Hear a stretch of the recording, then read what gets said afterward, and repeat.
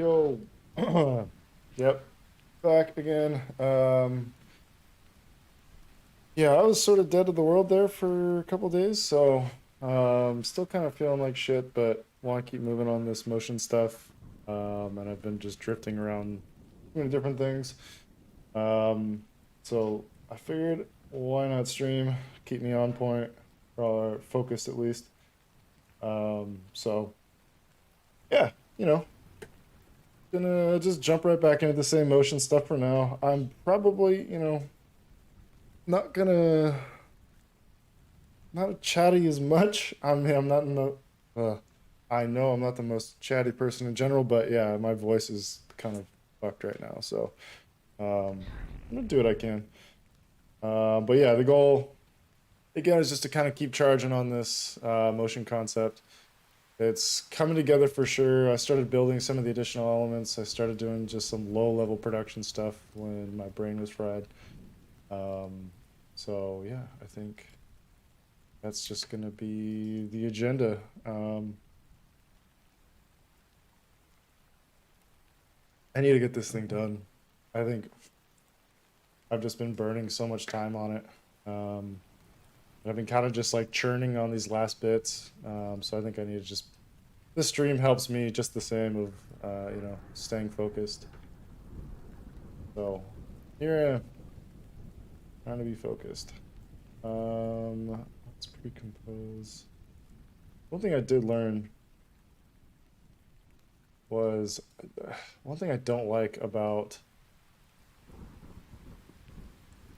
the like when you pre-compose things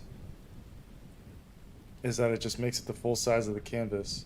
But I learned about this like area of like region of interest, and I can't remember where it is. It's a crop comp to region of interest. So I pre-composed this. Let's call this zoom control. Why did it go? Oh, it always puts it in main. It needs to be in components. Um, Zoom control. So you can see like the pre-comp takes up the whole thing. But for me, I want to, where'd it go? Zoom comp to work area.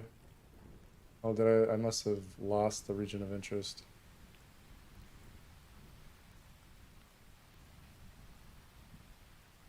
So I should probably be more exact, but I don't really care. Like the only thing I don't like is like if you have a pre-comp that takes up the full composition, like every time you try and click, you just end up like clicking onto that, or if you have something like the cursor click indicator, I actually didn't do it with that. So every time like I want to reposition it, I have to like get to the right point in the timeline and then find out that like where I initially made it was in the top left. So then I have this full size comp just like fucking going everywhere. So I found that this just makes things a little cleaner. And the fact that it's not perfect, like again, I'm not terribly worried about it. I might have to reposition things. Yep, there you go.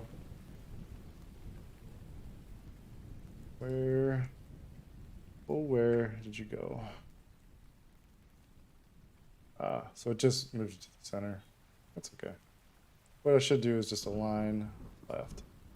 There we go. Could you explain the project and its history before starting out? Sure. Sorry, you know, I've been working on this for a couple streams, so I always assume the same people are coming through, but I think that's a really good idea is to just kind of do a little reset. So, what this project is, it's basically a media gallery. It was a real collaboration with someone who worked in the automotive realm, and it was basically making a gallery of different builds. And there were other pages. It got into like an about page, like an e-com portion to sell swag, contact section. But that original collaboration has since died. It's kind of a long story. And so I did all these designs.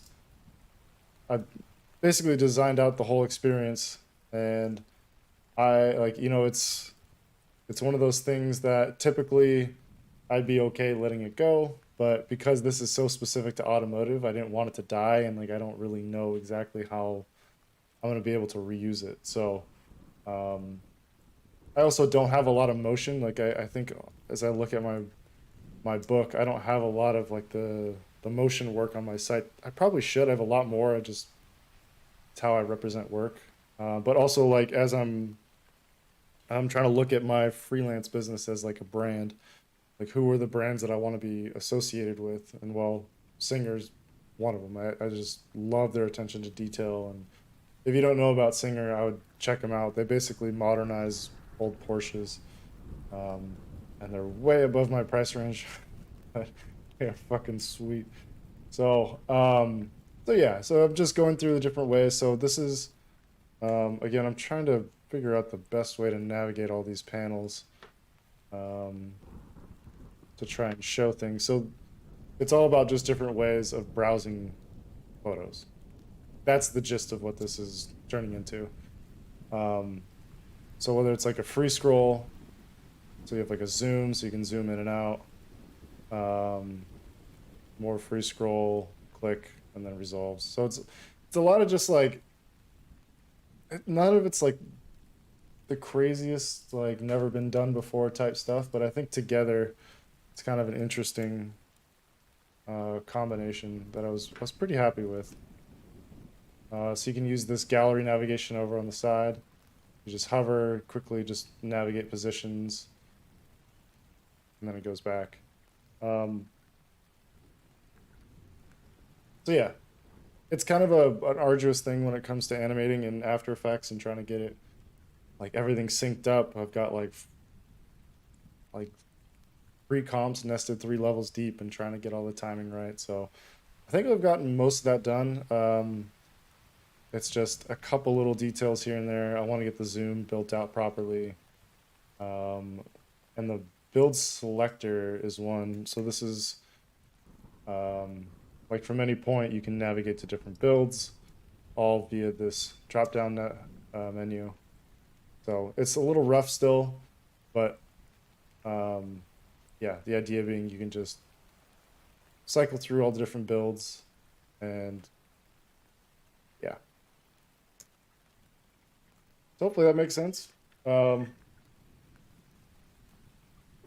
it's just kind of a fun thing. I think I've got about, I may only have like a week left of fun employment, so I'm kind of trying to optimize my time as best I can. Um, and so just trying to get this checked off, get it shipped, and then move on to the next thing. I started working on, some people were talking about more like branding type stuff. So I've been looking at redoing my stream assets. I've talked about it. Like it's always something that's gonna happen soon, then just doesn't quite happen. But that's kind of spurred me to rethink, um, like what the um, like what those motion assets should look like. I think I'm just kind of doing it based on like what some plugins are, what some animation abilities are. It just feels kind of random where I think I want to like step back and think of it in terms of like an entire brand. Um, so yeah, that's kind of where I'm at with that. So more branding stuff could be done soon. Um, we will definitely see here. Gallery nav, hover, free scroll. Position. This ought to move the whole pre-comp. So I was having issues with like the dragger was, oh, nope. What is the position? Where are you? Oh, interesting.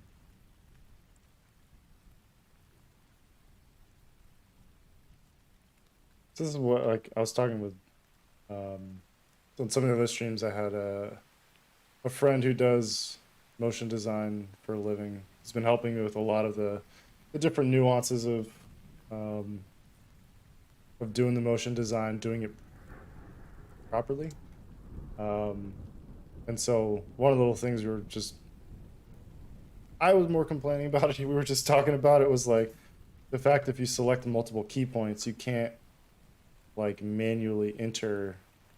You can't use keyboards, like keyboard input or math to multiply or to modify multiple points. It'll lock them all to the same value. The only way you can like relatively move all of them is by dragging, which is just really strange.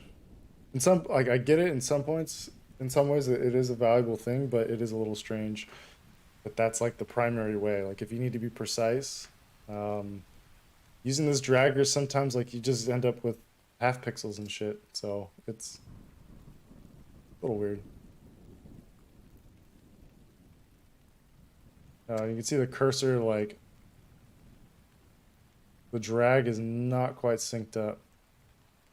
A little bit of a lag on it, so I'll have to fix that. But I also have like dual dials. So I think I exported out like a version of this without any circles on it. I don't think it's in a tab.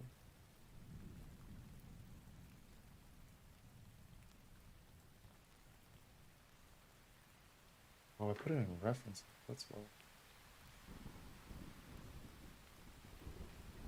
Oh, I can't see shit.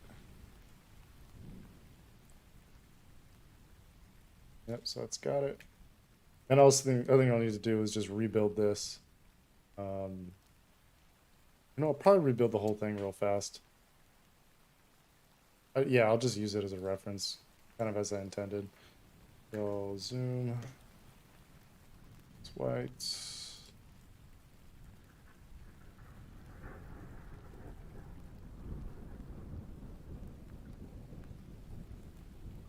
Here.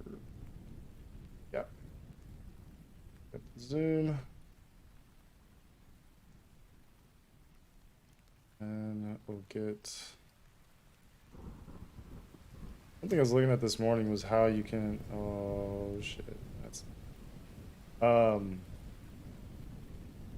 Like so for all these, like animating numbers that I have, if there's any way you can, I know there's a way. Someone asked it, and I like copied their expression, and I couldn't quite figure it out. But if you could have two leading zeros before, so basically, like if you count up, you attach the input to a slider and just increase the value. So you have to round that, but I think there's a way you can also add like 0, 0. So in the place of like 4 millimeters, it would be 0,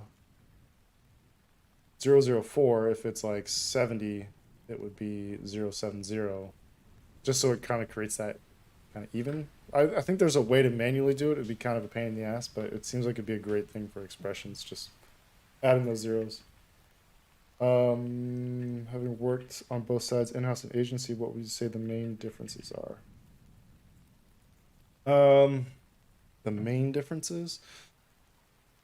Oh, let's see. Agencies move really fast.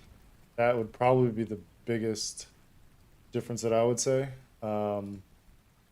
You have a lot of opportunity, but at the same time, a lot is expected out of you. So it's definitely hard.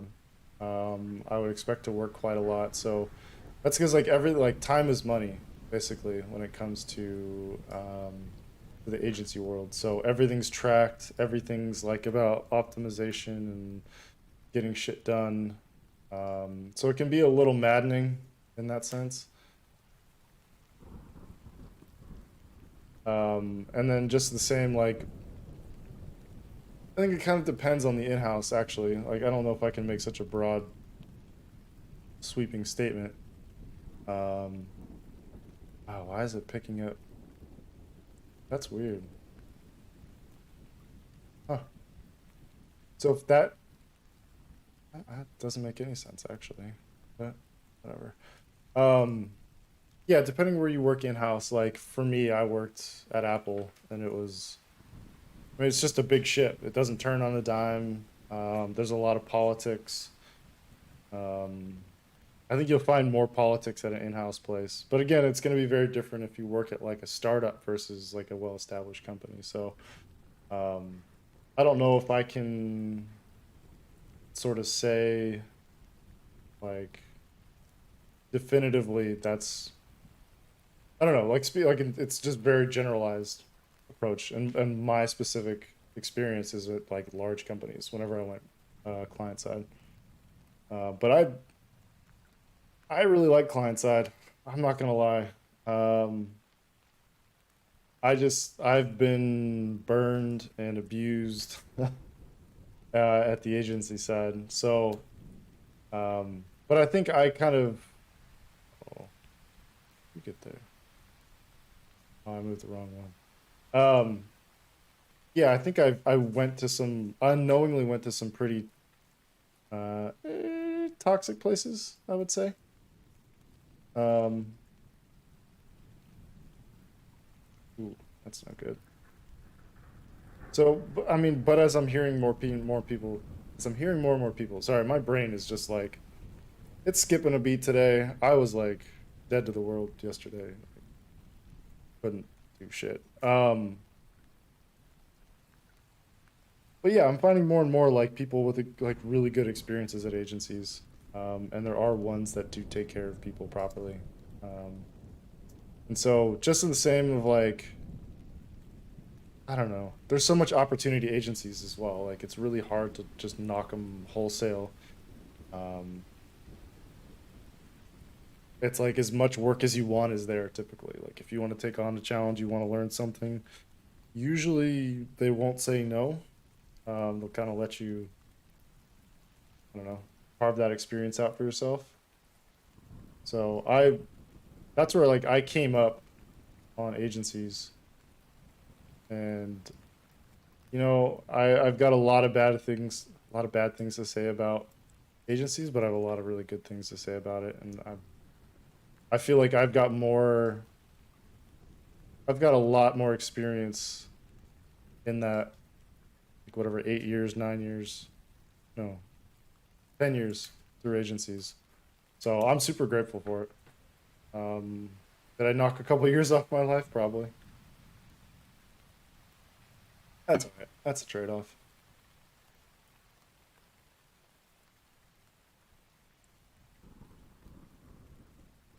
That's a little slow. I don't know what that bounce is about. So I actually don't need any of those. To be honest, I don't know if that answers your question. Probably, yeah, maybe. I give it a 50% chance it solves your question. There's just a lot more stability and structure in-house typically too. But again, all depends where you go. So it is kind of generalized feedback.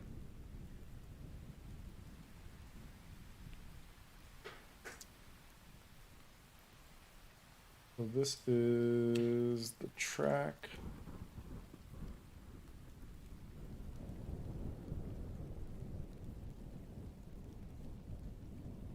Yeah, you're welcome, man. Yeah, I mean, hopefully that helps. Um, but yeah, I'm fully aware I'm sort of negative on agencies, and I don't know if that's really fair. So, like anyone who has a chance to go client side, I usually tell them to do it. Depending on where you are, again, I just think the point of diminishing returns at an agency is somewhere around like art director, unless you start getting equity. Then I think it's kind of a wash because then you're just giving more than you're getting. It's they treat it like a startup, but they don't compensate you as such. So that was kind of always my beef.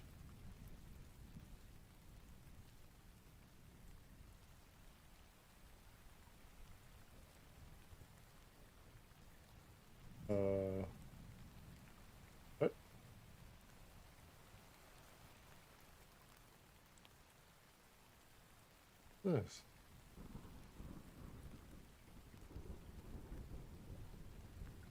Oh, what that was about.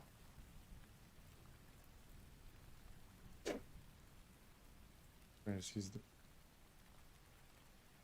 Ah, it works. This is that quick shape tool that Matt made. Matt. Oh shit.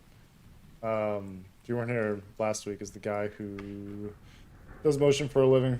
And he made this like called quick shapes. Keep on telling him to make it available. I think it's fucking amazing. Just like elevating all these things.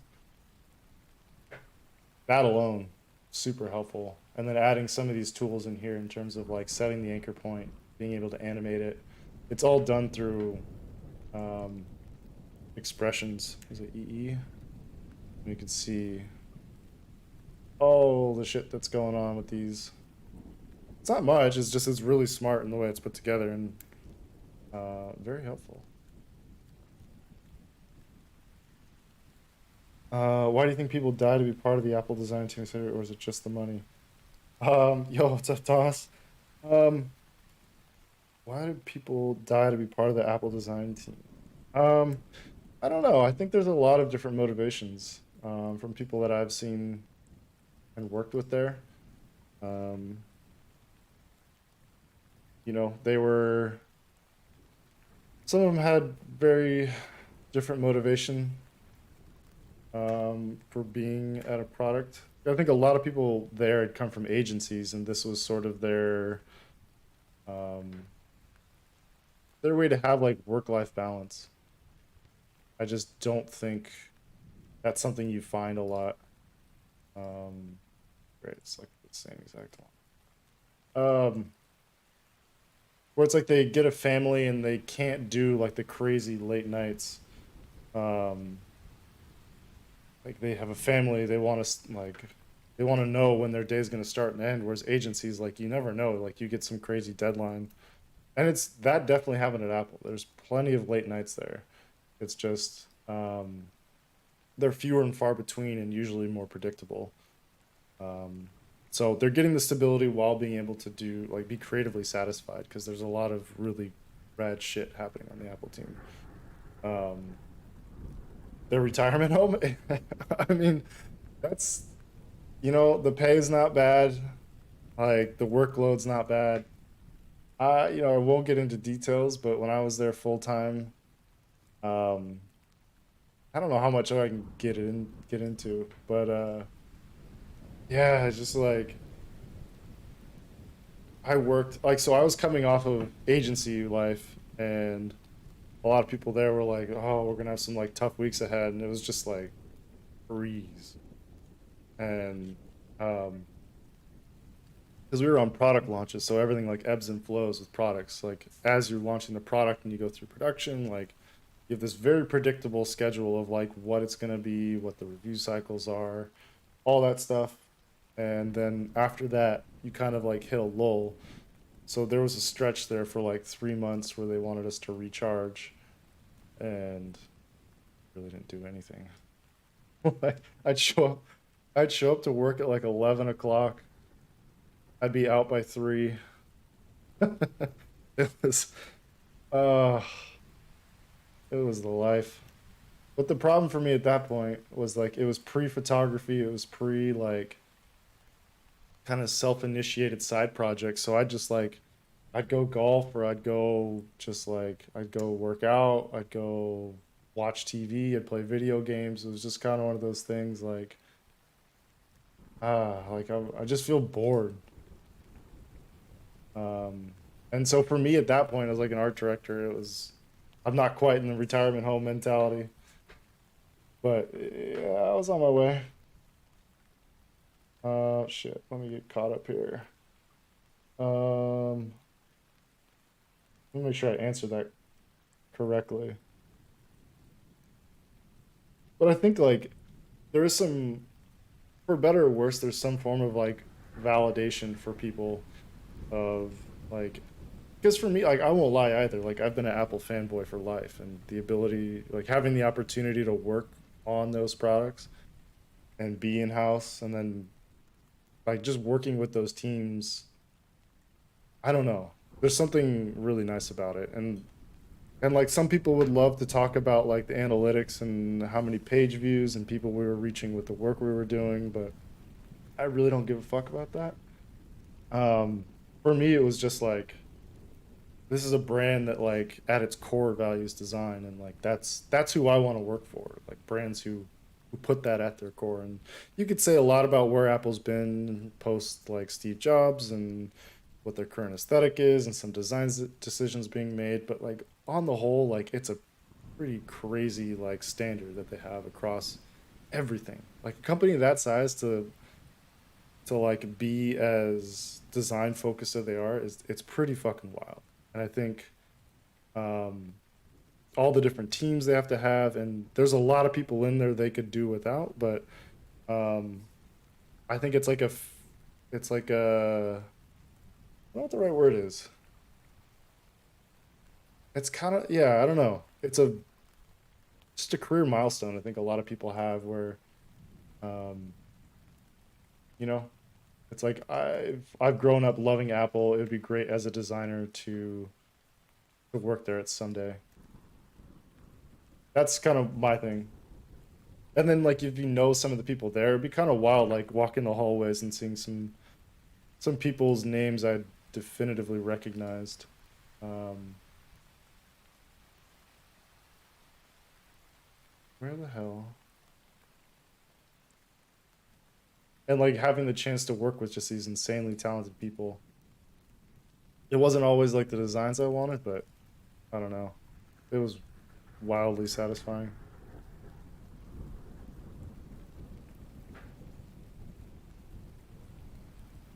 I'm trying to just get these to like as the line passes. I should probably I haven't even keyframed the or haven't eased the track expansion. Ah shit. This is why.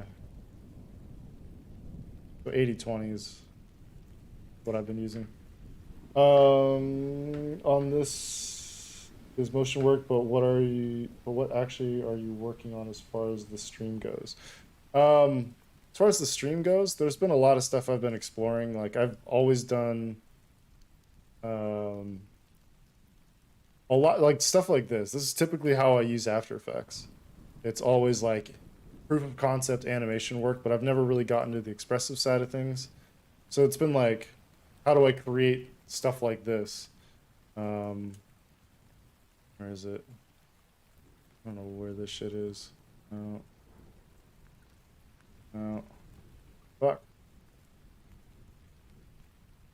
Yeah, stuff like this. It was like, yeah, it's like kind of in like um, I mean, my whole thing is like my personal brand has always been bringing like editorial and cinematic together. That's kind of my vibe. And so this kind of brings the cinematic with like the CRT, LCD type stuff, all of like the tracking lines, but it like why like rotating text, that's not really a theme.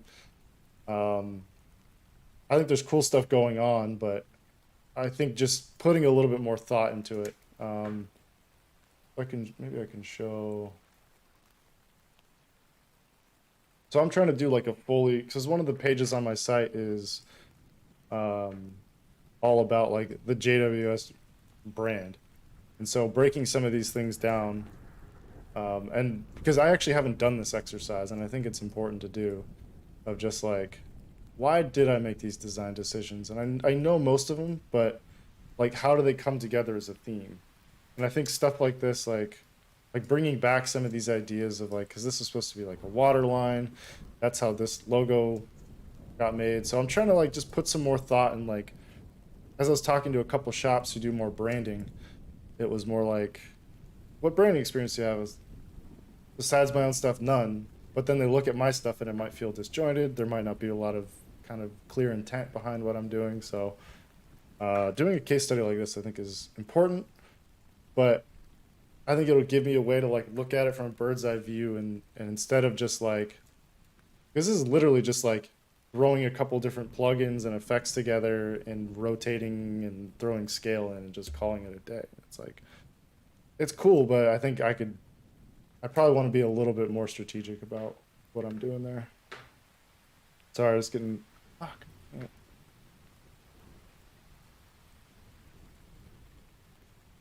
Transitioning from working at a studio to freelance has been really nice. Yep, I'm right there with you, man.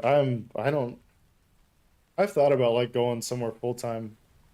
Um, I have it in the back of my mind of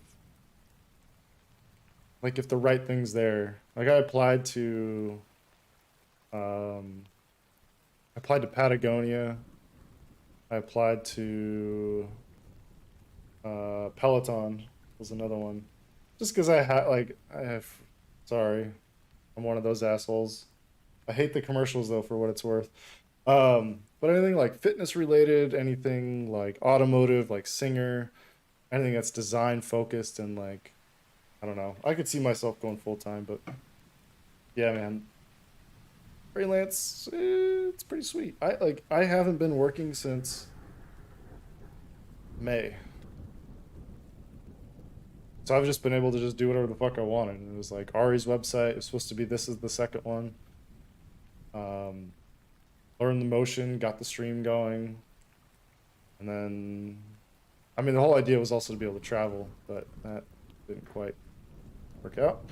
Uh, so yeah, I don't see myself going back anytime soon, especially not like in an agency. I like being able to keep agencies at arm's distance. Like I can pop in, pop out, and if it's bad, I can just go the other way. Yeah, how much are you working a year as you're doing freelance? Are you trying to just like keep as busy as you can? What are your top After Effects plugins for UI motion design? So that's a good question. So Quick Shapes, I'm gonna have to talk to Matt to see if he minds if I just like share this out because this is something him and a coworker made. I think this has been game changer in terms of like being very precise and animating shapes. Um, I think that's been super helpful. I just got Text Evo. It's interesting, but I haven't found the greatest uses for it, so I'm kind of torn. Motion 3 apparently is like one of the better ones. All I really use it for right now is like setting anchor points for things. I think it's really nice for that. There's tons of different tools in here, but I'm like really just kind of getting in back into motion, and I'm trying to be serious about it and like I don't know, like getting things to move and working through the systems. Oh, yeah. And having more like I don't know, like getting into like one of the things I'm gonna do is just get into expressions and start thinking about like programmatically designing motion. I don't know. There's something really satisfying about that. Haven't stopped since last May. Damn, dude. Hustling. I mean, I was on for what was it? Oh, that's too early. I think I did 5 months on. Right there.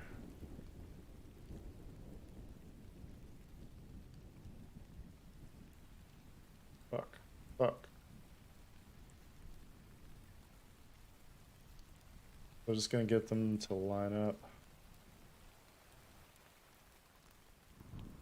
All these little details and stuff that like you never really get the chance to do. Or I don't at least, I don't know. But it's so easy to like get carried away with motion.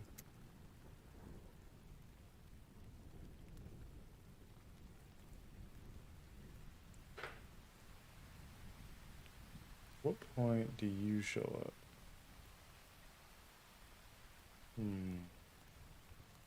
How do you show up?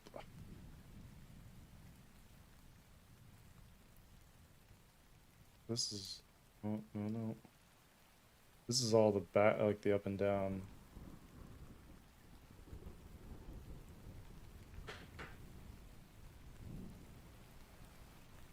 On the side, do you mind taking a look at my portfolio? Just trying out things on Webflow would be nice to hear thoughts. Yeah, for sure. Definitely. So I did. I don't. I. You want me to do it on stream, or you want me to take a look kind of off stream? Um, but I did put in this whole thing for feedback. Where is it? Like critique request. Like if you want to. Fucking glow is still there. All this looks weird. All these, like. I never. I always overlook the XL viewport. It's such a pain in the ass. But that's what I always look at. So I'm like, why does it look weird? It doesn't look like it's supposed to. Because it's. But yeah, like. I put this in there. I don't know if it's really a good way to do it. There's got to be a better way. Um, but also, if you want to give feedback on schedule, I'm always open to feedback. On stream is fine. All right, let's. Where the fuck?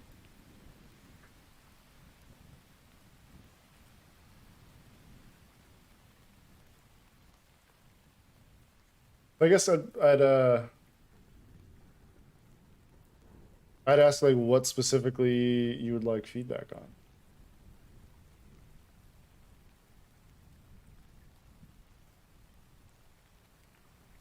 Uh-oh. Got a little horizontal scroll going. I don't know where that's coming from. Somewhere in grunge? Yeah. Yeah, I think your background texture is giving you some horizontal scroll.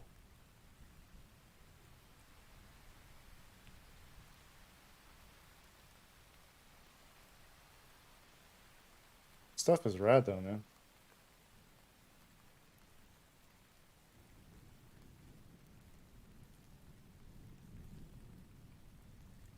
Whoa. How'd you do that on Webflow? Just the design aesthetic in general? Dude, man, it's really clean. It's got smallish font, so more points.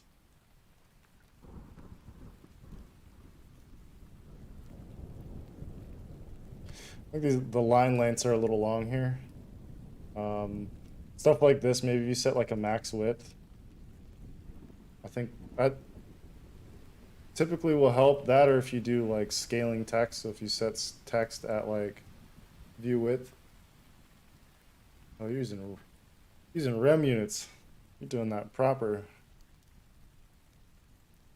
Those I really should.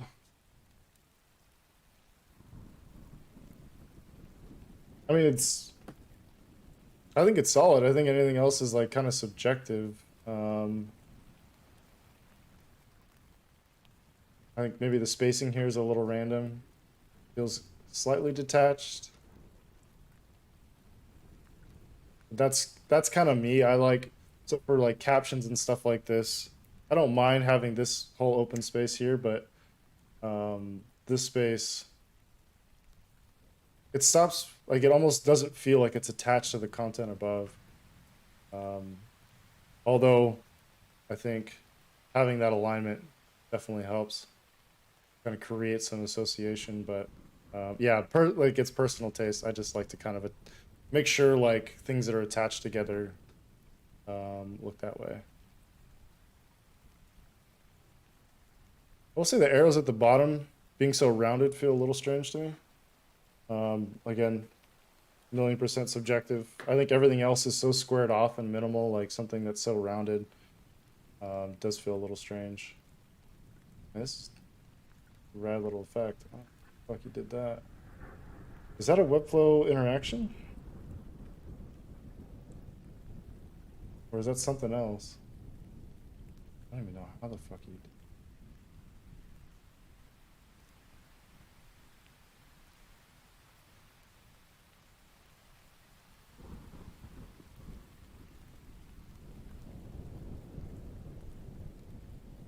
cursor. Yeah, Lottie animation. Damn. I gotta. So that might be. Fuck, stuff like that's possible to do with the. Because you can do this shit, or you can have mouse position affect a Lottie animation, correct? So like X position would advance an animation forward or backwards. Is that accurate?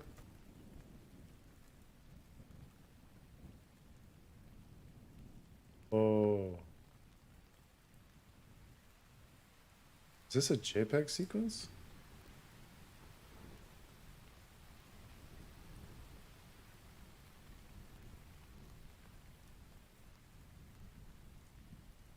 This is wild. Holy shit, that's a lot of frames. Is it loading all of these?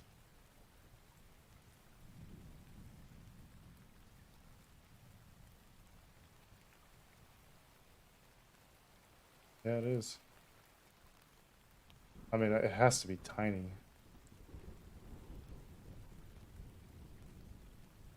Because load time's still not an issue.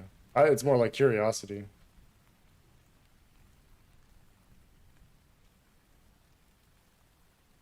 Probably 150 frames, 5 seconds. Damn. Had no idea I could do this with Lottie. Yeah, me neither. I keep on. I always see it, hear people talk about it. Um,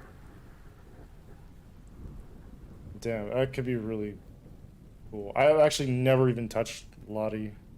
I know nothing about it. Like, literally, I've just seen it in Webflow. I've seen people talk about it. I've seen what people can do with it, but how you actually do it, haven't. But yeah, I think yeah, as you mentioned, like spacing. I wait a few weeks back for them. We put trust back in Webflow. Hey, love to hear it, man.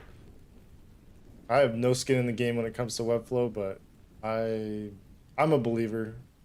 Just got to put the guardrails on it. Like if you can kind of keep it like get to a spot where you're happy with it and just be like, "Oh, it's done." I haven't touched my site and that's a lie actually. I was messing with it last night. When I was dead to the world, I just tried to do like low level stuff and clean things up. I started getting into like some homepage stuff. Some of these like sticky components were too tall, but there's all sorts of like weird positive margins, negative margins with combo classes, and I just broke it all. Like, well, that's not. But yeah,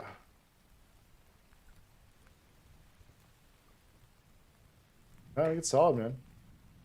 Be cool if you like broke apart or had that like Lottie like garage as like a theme, like how you could kind of extrapolate that.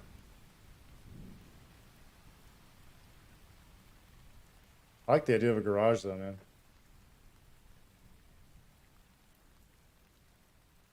These are rad.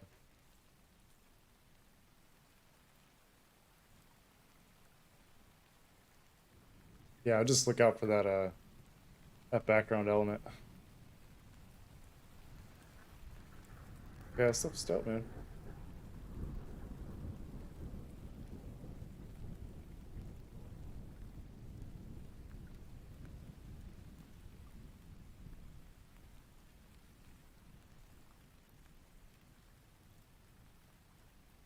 Damn, like proper case studies. Holy shit, what a concept.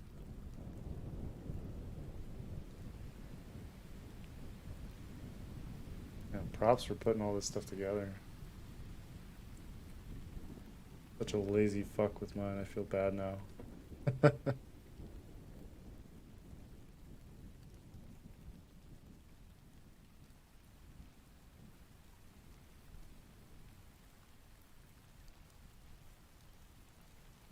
I think spacing, and I wonder if there's like more hierarchy through here. I don't know if it's just because of the aspect ratio or what. Oh, you've got a max width set. Ah.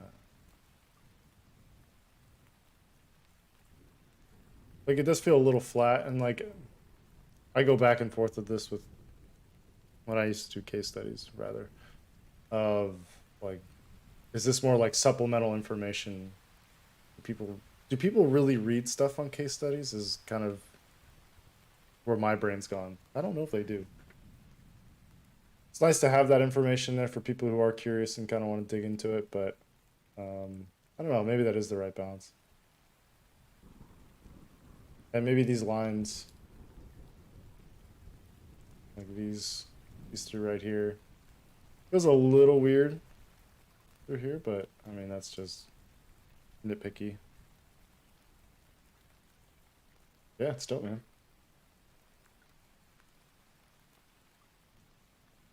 Topography, you think it's decent? Yeah, I mean, what's um I could use what the font.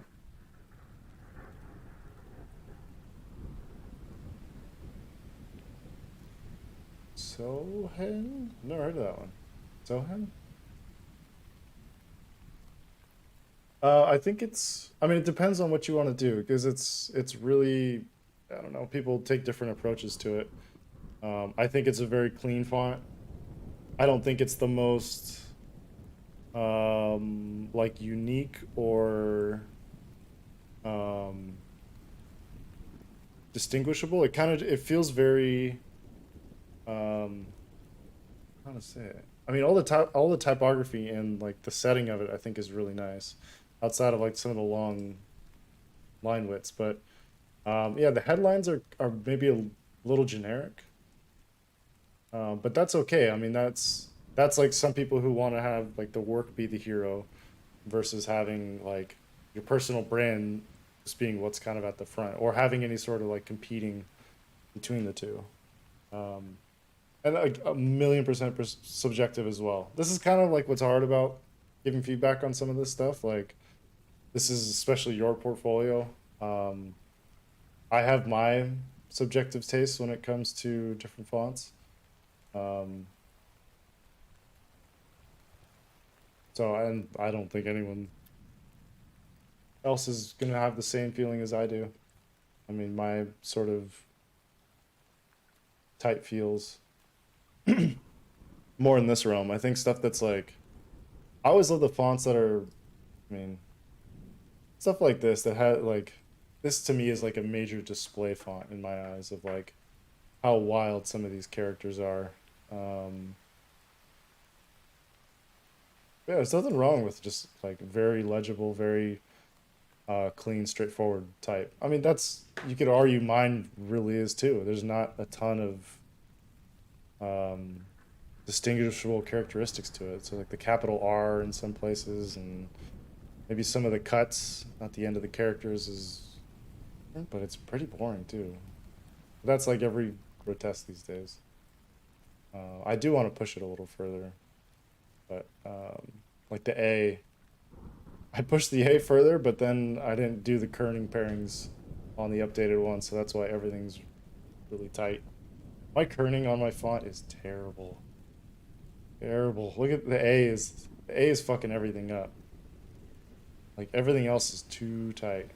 I don't think I put the bounds on the A properly. There's too much space. They added that tail, I think like a couple months later. As always, I'm always a bit insecure. Yeah, hey, me too, man. That's what's so weird for me to be doing this shit. Like, I don't know if I've ever been more stressed out than when I did the my photo site from scratch on here. Just like showing ideation process and like trying to feel good about something. Like I almost never feel good about anything. It's bad. I mean, for me, that doesn't go away.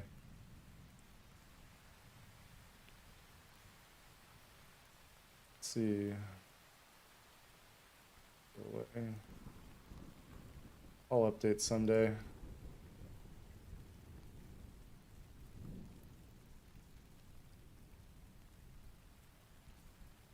Oh, so this is all the hinting. But yeah, you could see like how much more space there is on the left side. I think this is too tight also. And so this is where like I'm eyeballing the fuck out of this. So someone who knows what they're doing is probably just like, don't do that.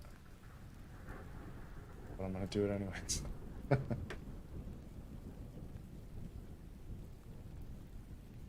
Where is preview?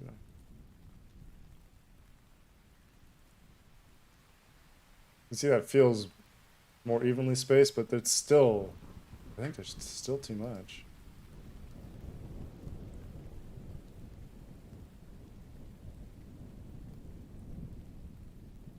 So this is, I mean, when it comes to making a font, this is really,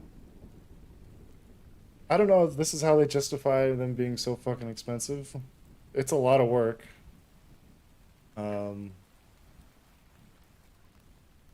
I don't think, I still don't think it's worth like thousands of dollars for a font, but that's my opinion. I just wanted to fix that real fast while I was thinking of it. I need to like do a full update of the font at some point.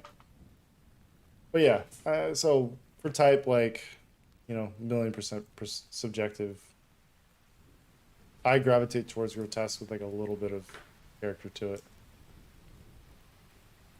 So like weirdness, I guess. So I need to figure out how this zoom dial or the circle is gonna show up.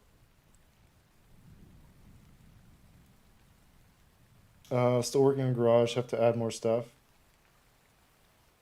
I like the idea though. I'm always like trying to figure out the right names for these things, and I just saw like the description of why you called it the Garage, and I think that's, I like that.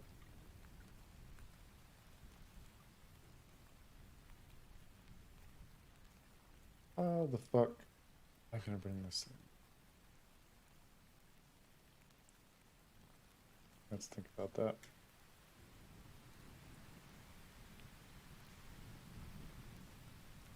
I think I'll have a millimeter. Duplicate, millimeter, make this 2.6.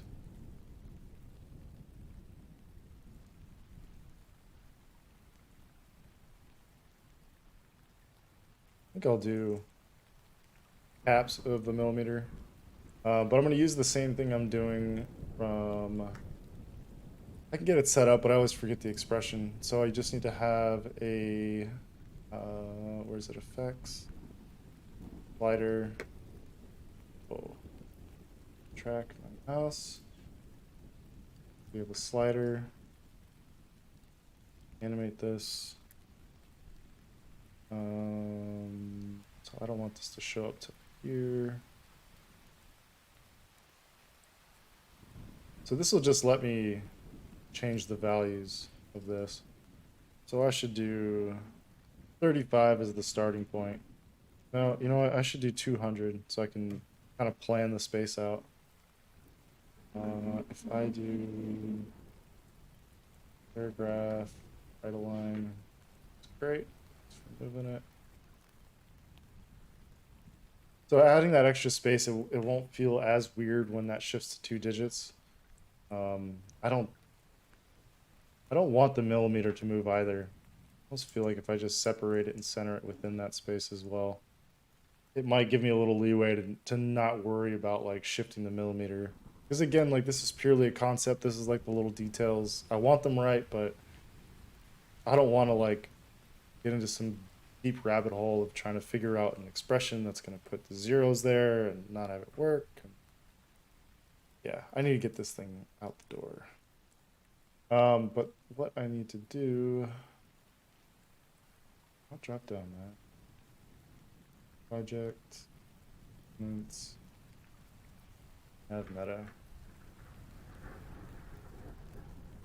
So it would be this guy. Text. Oh no, this one.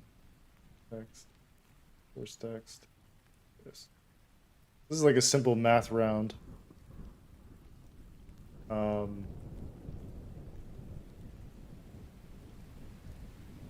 this number text input, source text, option, paste.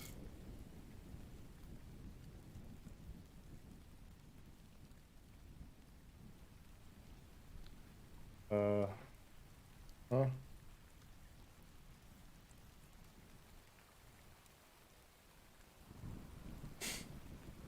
My mom texting me about Gen Z emoji stories in Wall Street Journal. I don't know what that's about. Sure, it'll be interesting. Where the hell did that slider go? Probably put it on the wrong layer. That's my guess. I got a slider somewhere else. Now it should work. Oh yeah, put it on millimeter. That's good. Do not need the slider control. So this, you can see it's at 0. So let's say it starts at 75. And then wherever the zoom circle moves, that's here. I think it starts at 75. But what could be kind of nice is it just does like a quick count up when it first comes into frame.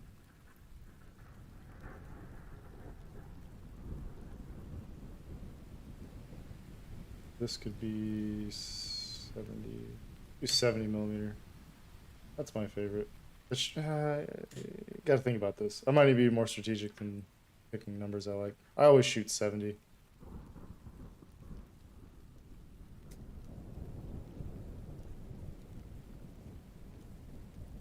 I want to, the line finishing its expansion happens here. This is when this should show up.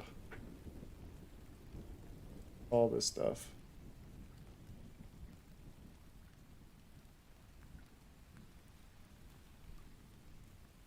I don't know if a simple like opacity shift in. I think zoom also, the title, that doesn't show up till here.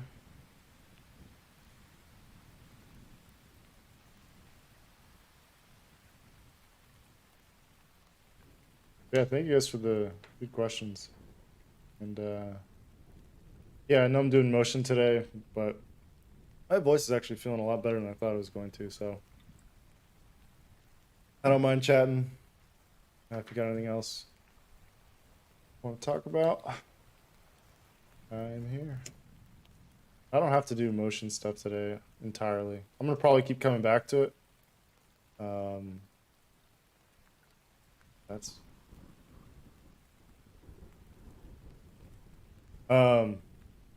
yeah, you know, photos, video, web, whatever.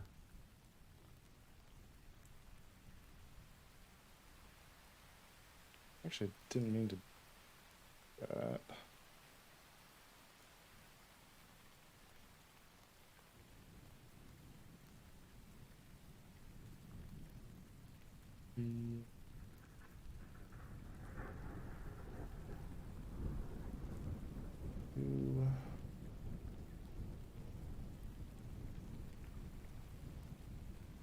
I wonder if that's fast enough. And so this might be nice with like a heavy ease.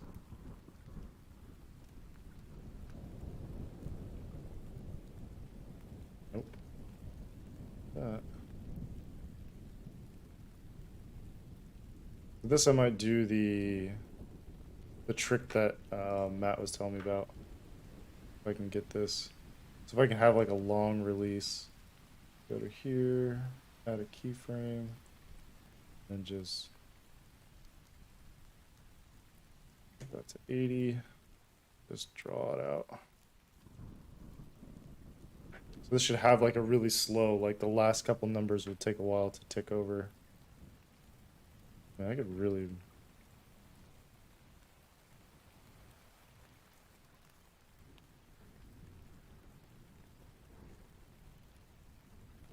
Oh.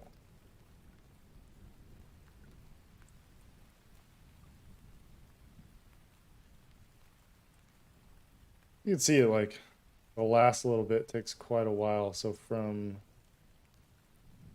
0 to 16, and then it's kind of slowing down from that point.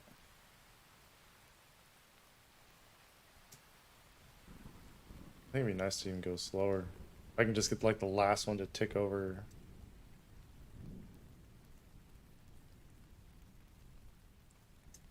It's like at 70.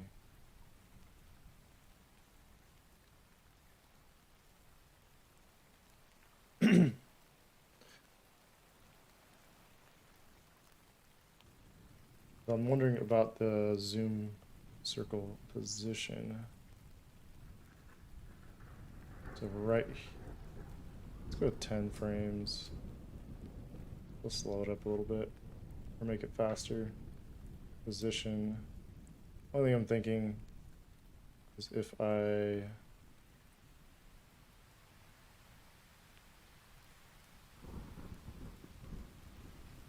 move this up. Actually, I don't even know if I want the opacity transition. Maybe I need it real quick. But then the starting position.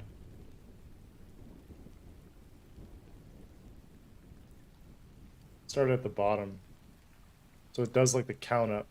So it's always like actually representing like where it is. This position. There's one thing I don't know how to totally fix. I guess it's kind of doing like with this opacity transition, if I do it at 100%, so I can see what's what. So it starts at the bottom, and I just move it here.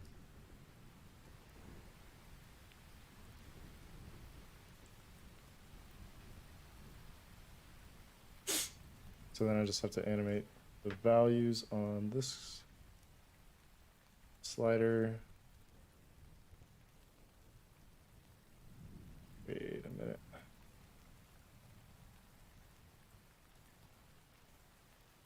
See there? Oh, how a hold got there. So this would be like 16.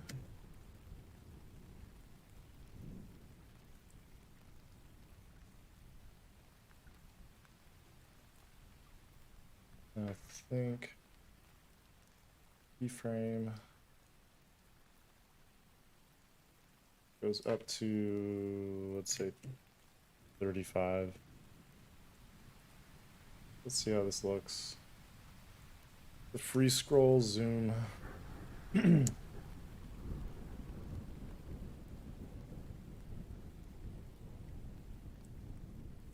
Well, the timing's way off. How did that happen?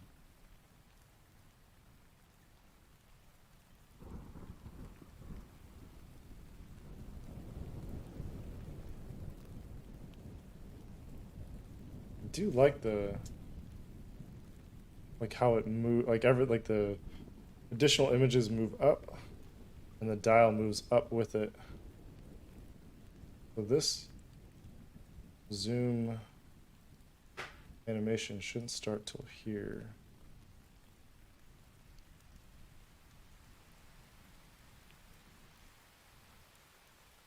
That or, you know what? Leave it there. Wait, no. Yeah, I have to do it. Probably a better way of doing this, but I'm trying to move quick.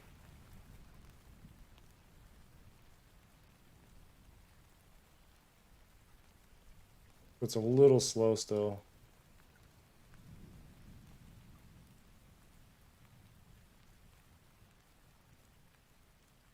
It's missing that entire like expansion. But right there is where I want to start. Zoom. Oh shit.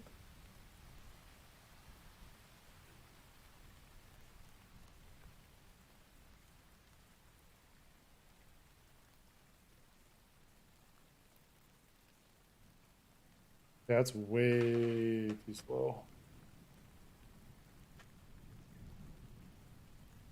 Hmm.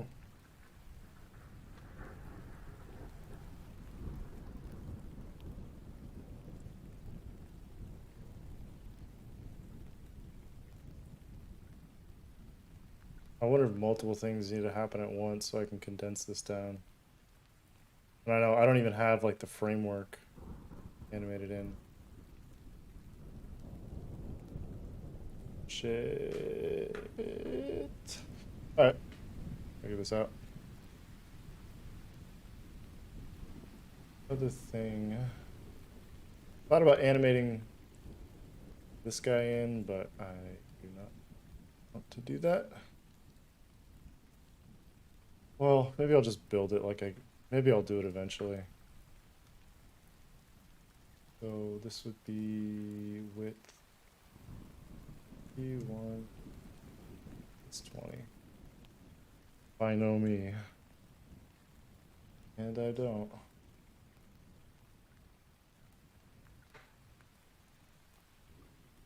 Huh. What?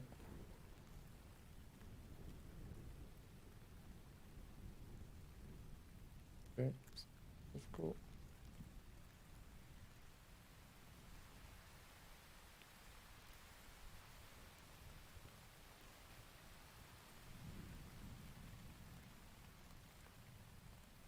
Nope. How is it getting white? I don't want to know.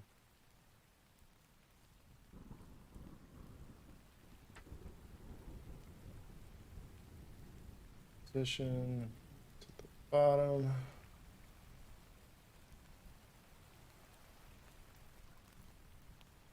And this is when it helps to have actual one up. So now I'm just guessing and I'm just wasting time. Although if I can't find it, it's gonna take me just as long. 290. Width 1, height. Position. Where are you?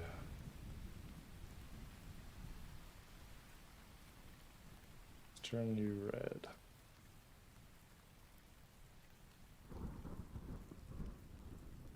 And so one thing I was having a lot of issues with kind of anti-aliasing on one of the last streams. Some of these 1 pixel lines were just coming out a little funky, and that was because like with the 1 pixel line, if you have the center point in the middle, it's going to try and place that line on a 1/2 pixel, even if the position is a full pixel. Oh, Mr. Austin. Color effect is controlling it? Oh. You're turning into a regular, Mr. Austin. All these motion streams?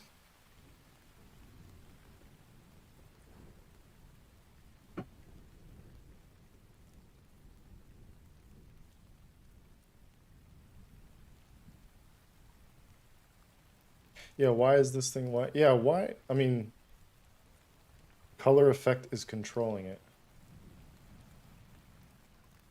But where? So if I'm sampling the canvas, wouldn't it show up with what's on the canvas? No. I was curious because I was just like sampling random areas and I was getting pure white. It was very confusing.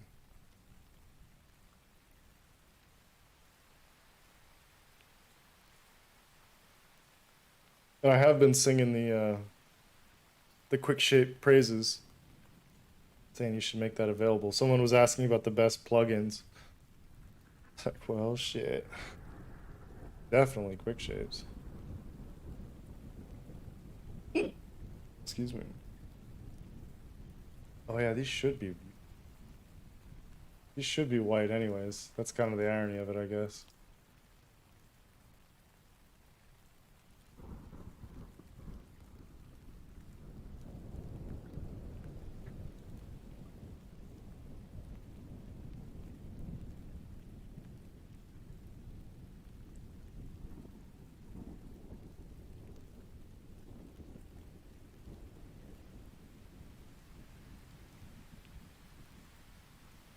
I don't get why that looks like it's overlap. Oh, it's overlapping.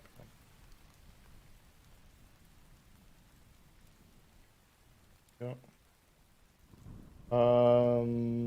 As long as you're using the fill color effect to control the fill, then you're good. There's a lot out there that are much better than mine. Give your money to those folks. I don't know, man. Ah, bud. Catch you later.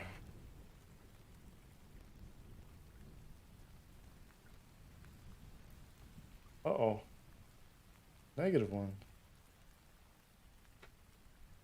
Not what you like to see.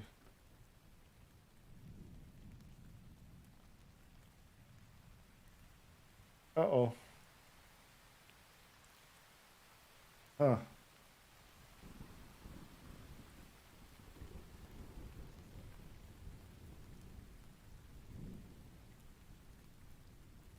Oh, guess that'll work.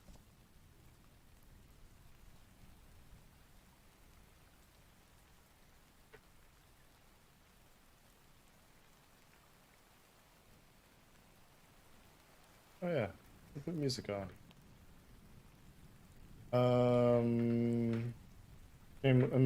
Time for another shameless plug. Twitch only, exclamation point, playlist. Oh, if I put it in the right place. Give you the link to this guy. A couple new songs dropped in.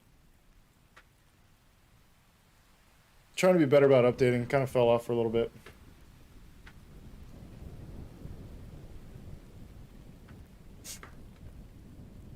But at least I won't have any negative.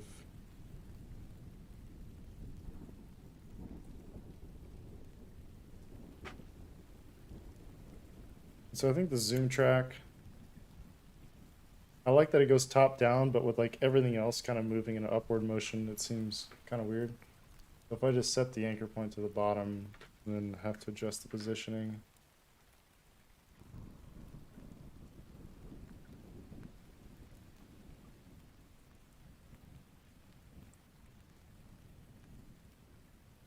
I don't know why.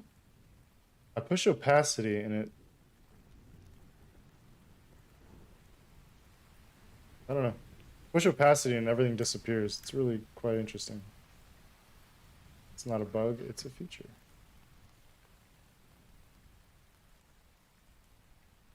Then I should animate up. So I think it's gonna have to chase down. The circle's gonna have to chase down the line. It's gonna have. This has to be stacked quicker. Here's. What are the? Oh, this is the framework.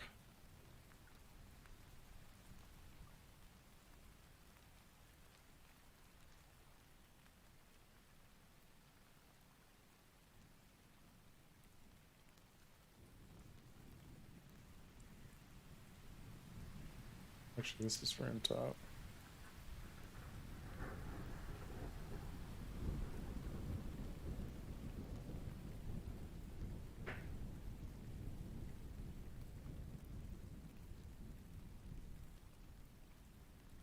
That's always there. The transition's like transition of this zoom control position. It's what? It's almost 20 seconds or 20 frames. They make it 20 exactly if that'll help. What the fuck is going on?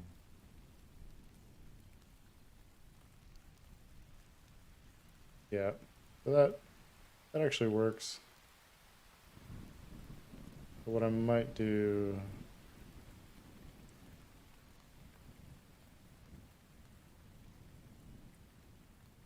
this is just real quick, little housekeeping. This way. I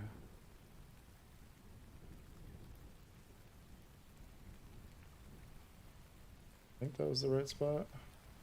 Yeah. And so now I can just keep everything timed. And so now I know like the start of this animation is like right here. So I can just time it a little easier instead of like trying to do this weird offset dumb math. I don't think anyone advises. The frame's always there.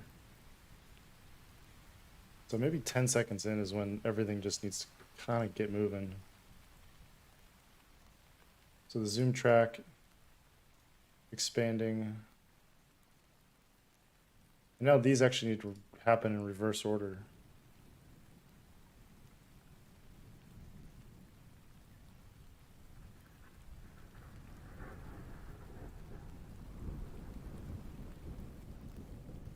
Yep.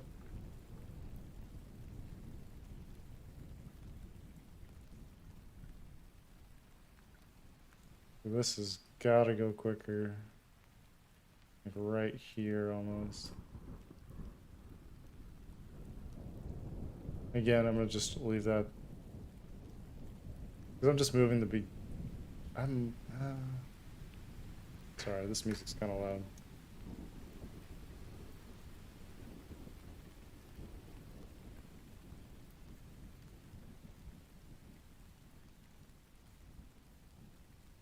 I don't know if I'm going to keep this like other end timing, but if I want to happen here,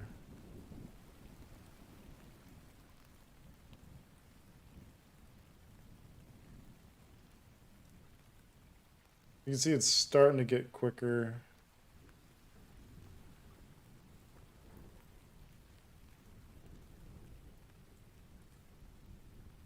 And so because that's quicker,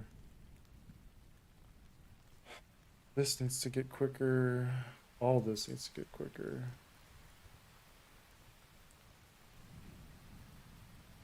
So sorry, what you were seeing underneath was like my reference layout, which I actually don't need anymore. I have everything in here.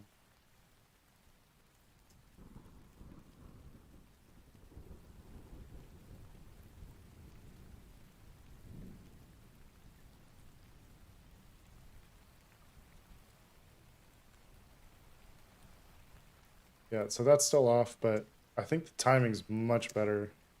Like actually doable, I think. Although I think the move of the circle is still a little too long. Yeah. I'd love to have it kind of just pronounced, but yeah, I don't think I have that luxury.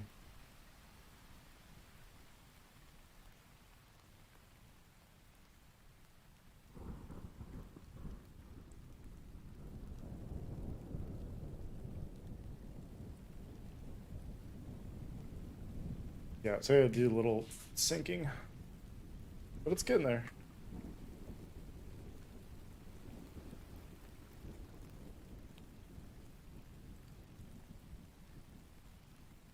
So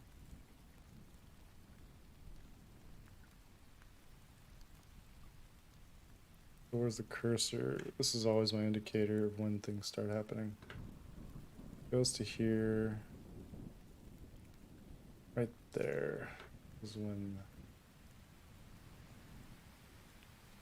Getting a lot of weird stuff going on with After Effects lately. Gets in modes where just like nothing's like you can't touch anything. It's really strange.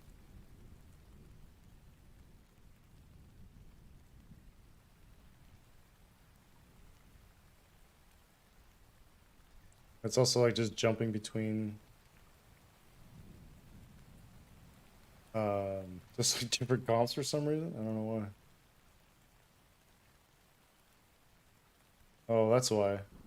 I had a hunch. So apparently if you use your scroll wheel over like the tabs, you can go between different tabs. Explains it. I wish I had kind of known that. Make a point to avoid it.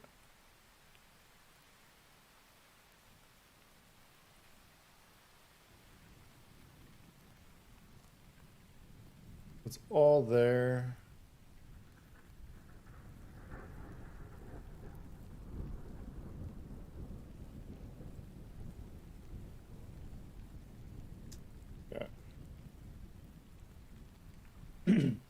To figure out why this is lagging. If it uses the same keyframe velocities, it shouldn't lag. It should be dead on even with easing.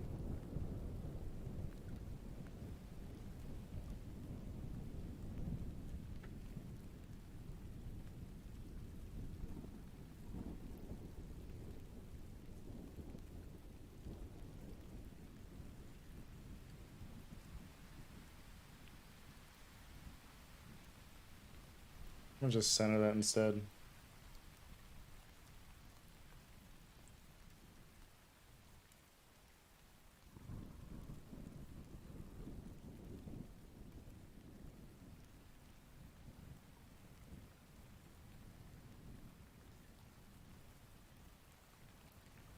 Oh, hey, what is that about? It's 71 now.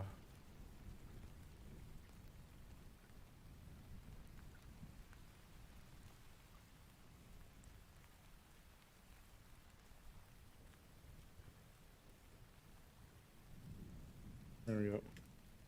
Also, hold on.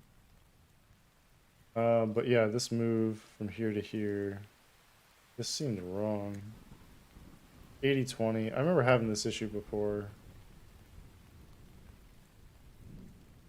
And the cursor from here to here should be 80-20 as well. It is. Why they're different, I really don't know. It's quicker.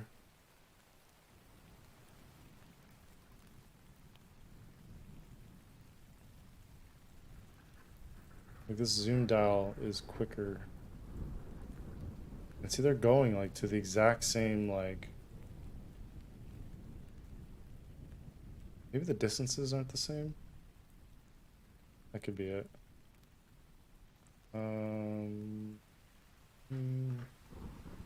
Oh, that's fun. Half pixel. 16, 19,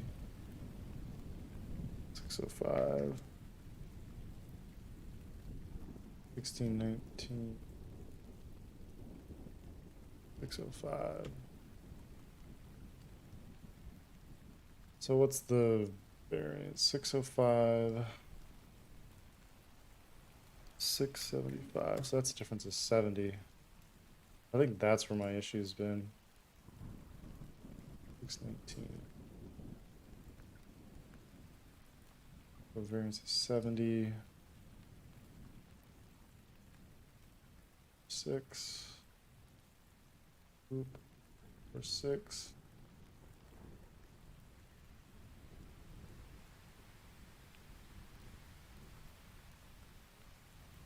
I think that was what, I don't know. This might, that's it. Nope. Why would it?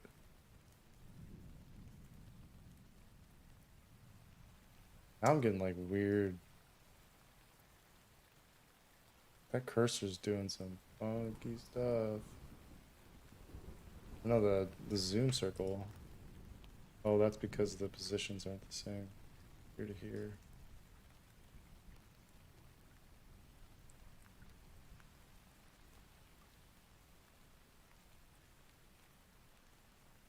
Hmm.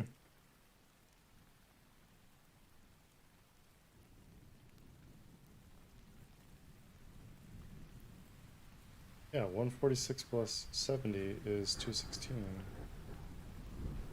675 minus 605, 70. Same. 80-20. Maybe it reinterpolated these. My only guess left. Did not. I'd hate to like have to go in and fake it with the graph.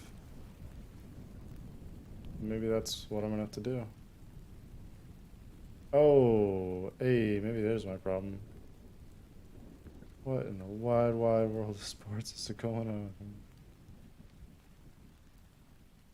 Is there 2 keyframes? It's not.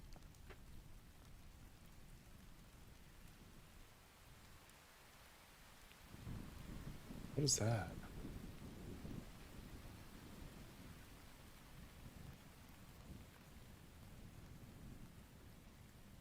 Oh.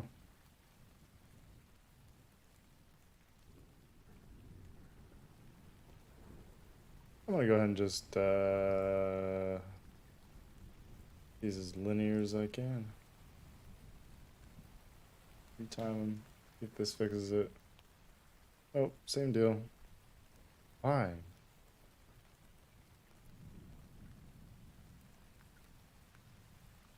What's this? No.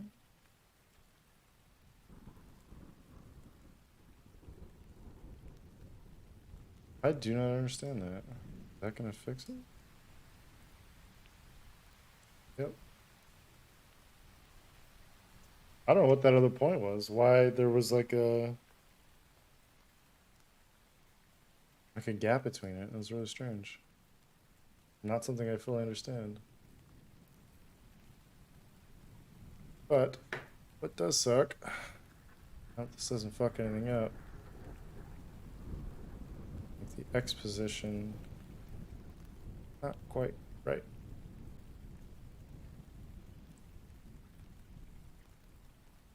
Gotta be through there. Here.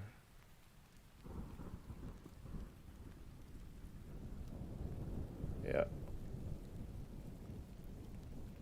Feel a little bit up.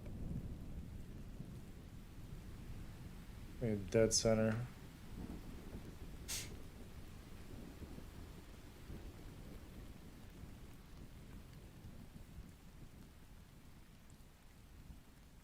And so I'll probably bring in a click indicator of when that click happens. I'll bring in another one. That first click right there. Where is that click indicator? It's right there. This is what I was talking about, like full size.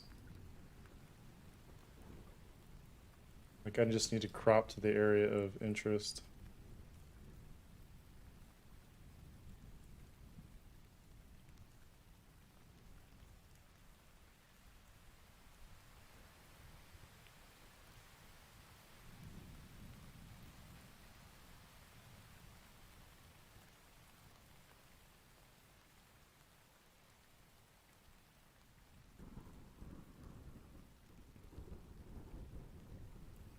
Well, it might be getting pretty close to being good. I almost have the gallery nav animation. I think is pretty well done. I still think the load in on the zoom can be faster.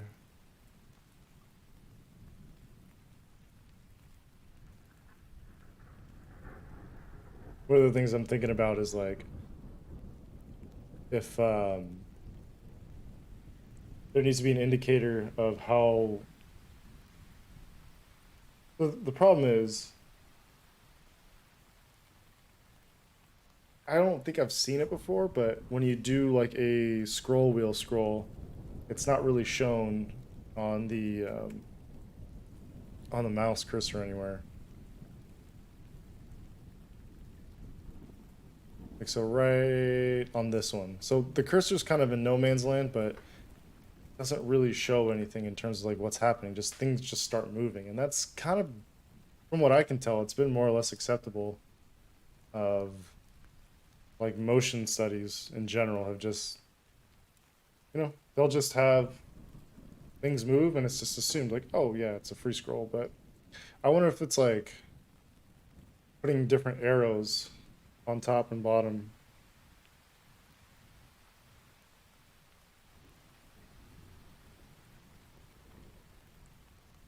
Yeah, that zoom in, it's close. It needs to be a little quicker. Zoom circle. This might be too much.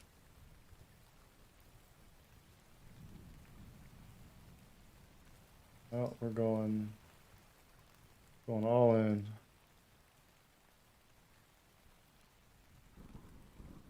So this might have it moving. We'll have it animating up as soon as it's like, just as it's coming into frame.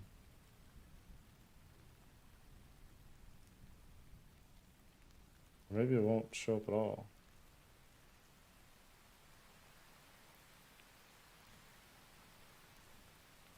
Oh, free scroll.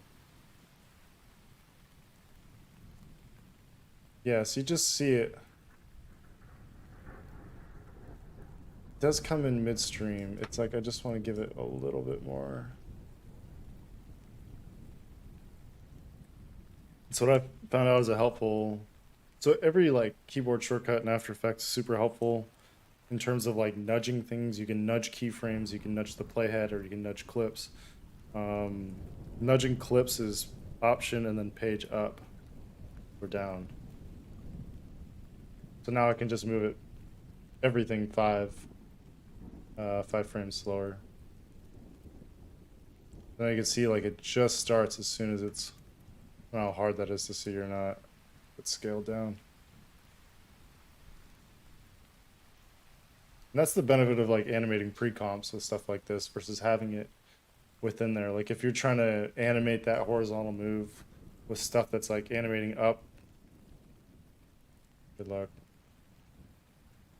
It's gonna get all rigged up.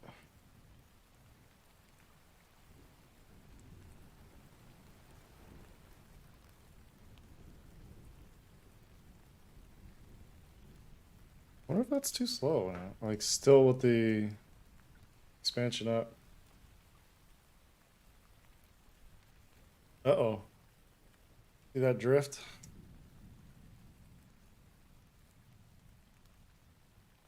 There you go. Why are you drifting? Zoom circle position.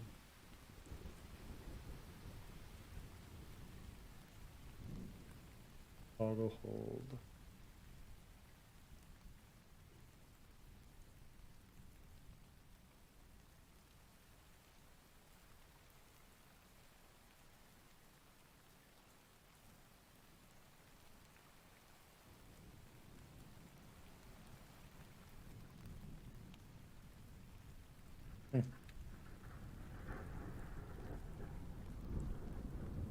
Only thing I don't show is when you go above 70.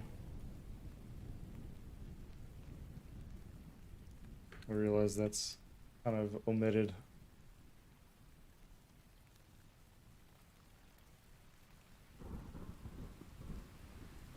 Ah, all the timing's off again. What? Son of a bitch.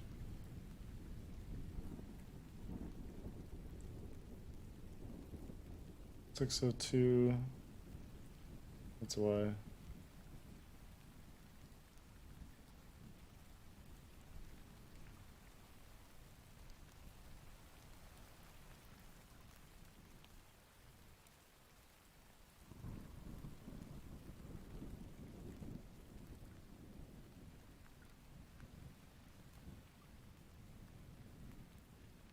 Oh, so I'm just moved all these up just a little bit. Nope. These need to go.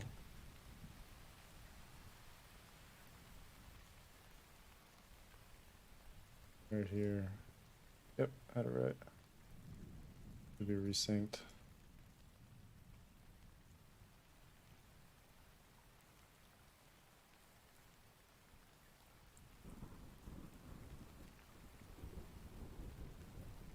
Yep, there we go. I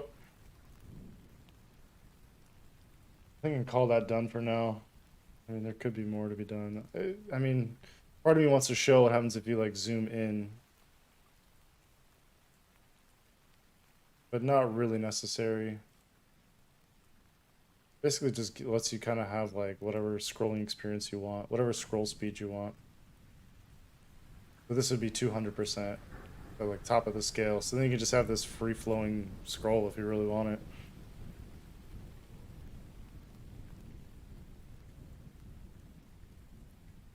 Which is kind of weird. I can appreciate that. I just think like if people are scrolling, you probably like with something with like 40 images, you probably want to get a better idea of it because you're just kind of browsing anyways. Like like full screen browsing or like scrolling. Yeah, it's kind of nice, but it's also nice being able to see what's what.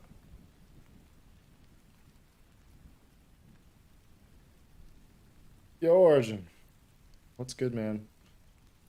I am. It's going.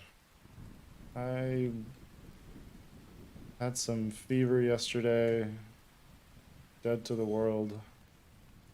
Somehow here today. I don't know how. I'm just trying to get this thing done. And I think it's getting close. All these detail views are coming together.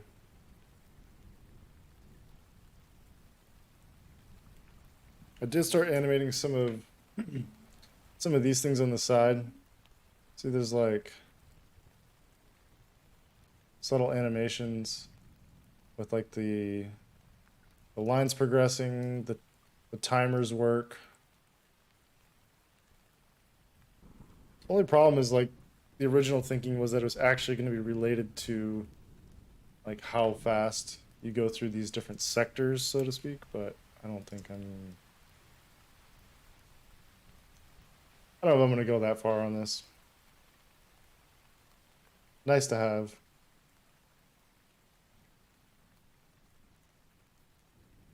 Yeah, I mean, this is pretty. Only thing I have to do is write the captions for this.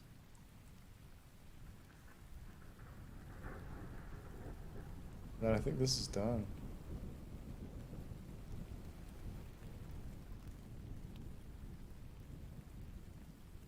Everything else is synced.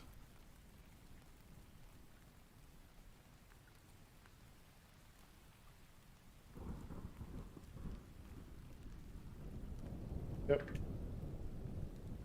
We can largely put that one to bed for now. Oh, see, this is the bug that like I just can't figure out.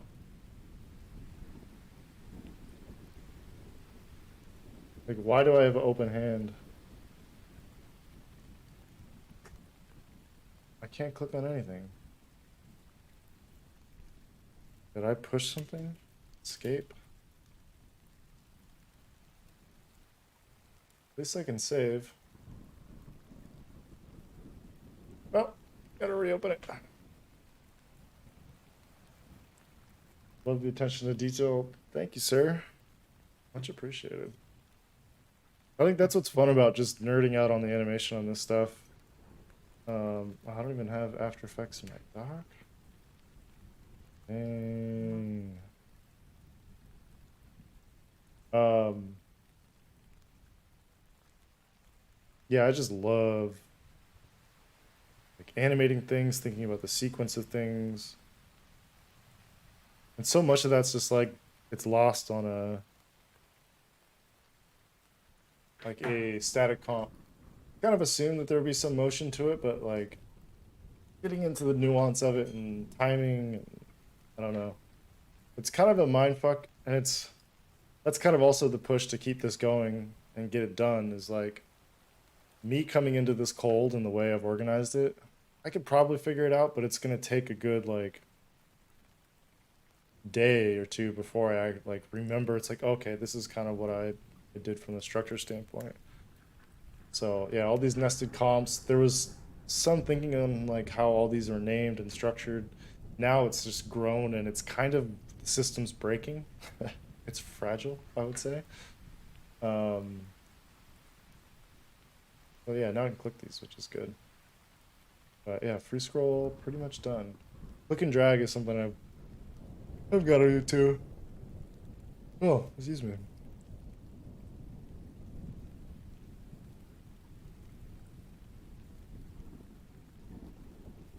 Yep. Cool. Cool. Cool. Oh no, the other thing I have to do is like the active state for the free scroll. Oh, that's gonna be such a pain in the ass.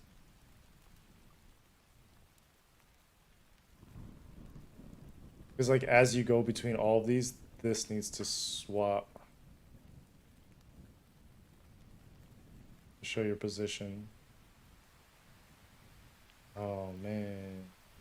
And it might need to scroll within this, which I haven't done yet. it shouldn't be a problem. Actually, I wonder if I need to do that. So from here, this is already like 5. Where's the scroll? It's right here. So this gallery nav.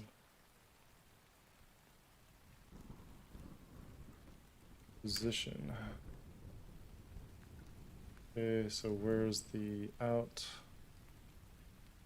There.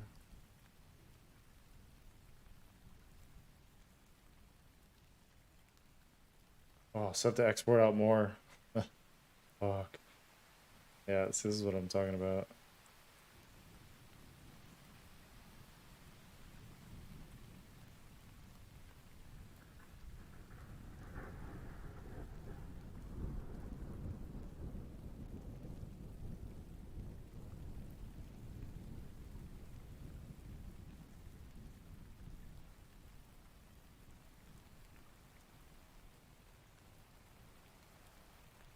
Oh, so I never tested the top mask. You can see it's kind of got some problems. This fill.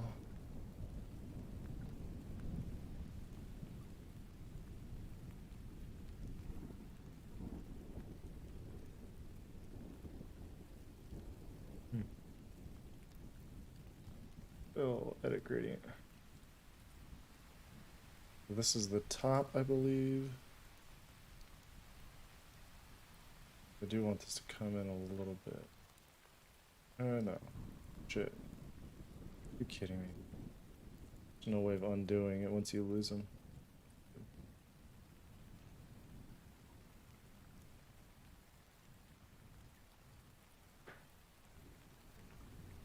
I have an alpha mask. That's what's doing the masking out. You can see it's still going too high.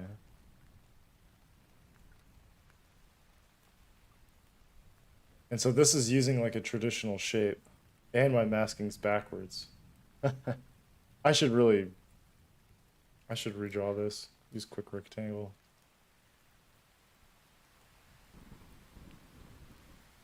No. Center. Top.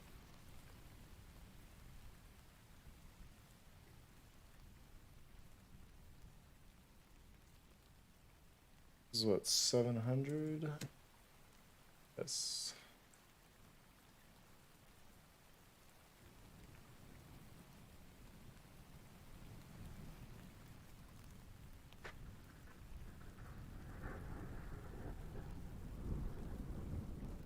This should be here. It's got to copy this. I don't know if I can copy this gradient. Does that work?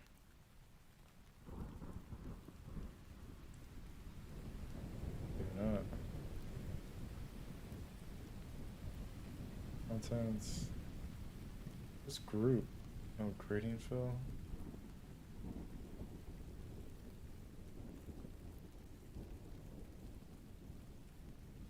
It does have it.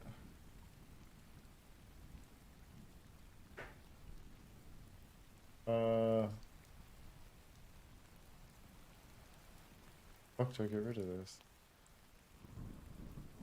Ah!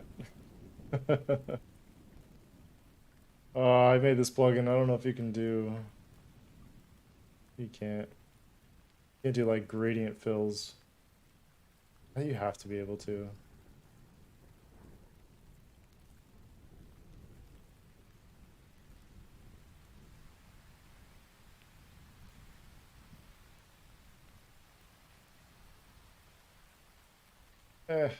Okay.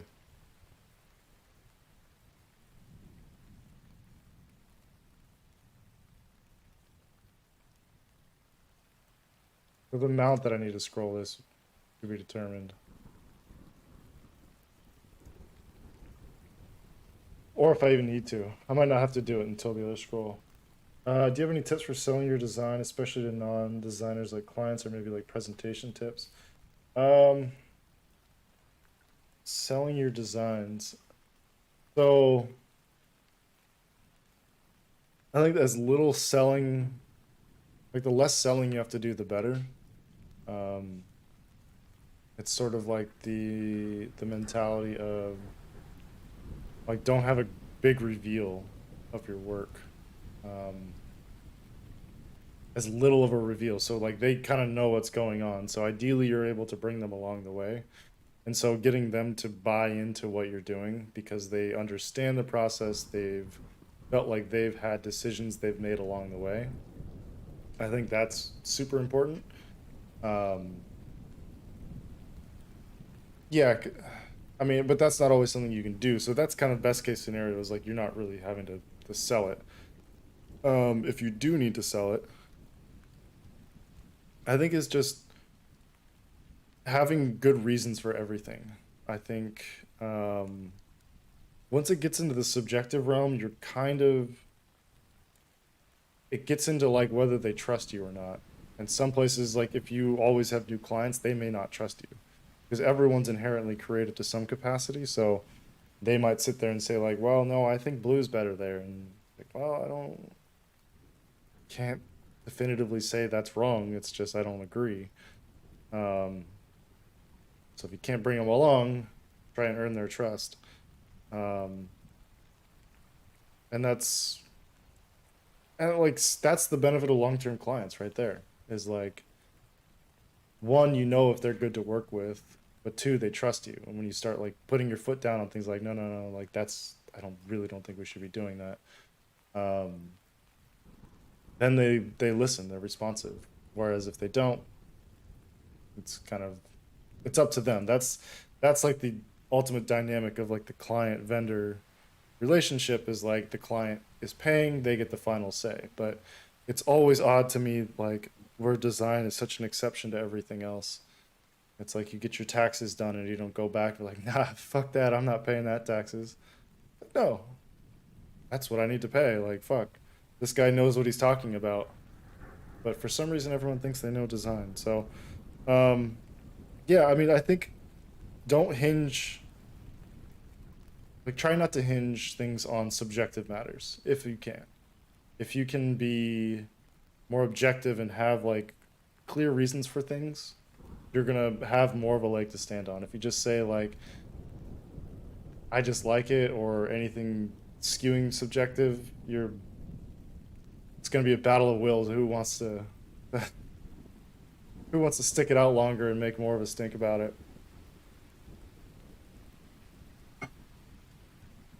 Presentation tips. Um, yeah, again, it's one of those things you kind of have to read the room and understand like how well do they know things? Who are they? What do they care about? Like, don't like if a CEO pops in for a creative review, don't start explaining like the UX behind like a button being hidden or some shit. Like I don't know, like anything like super nuanced. Like people at C-level roles, like they don't give a fuck.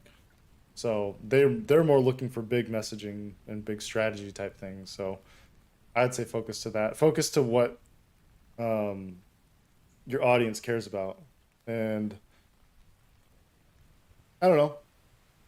Sometimes like I've found that it's easier to like stick to the things you just want to address, but there's probably more to talk about, but let them bring it up.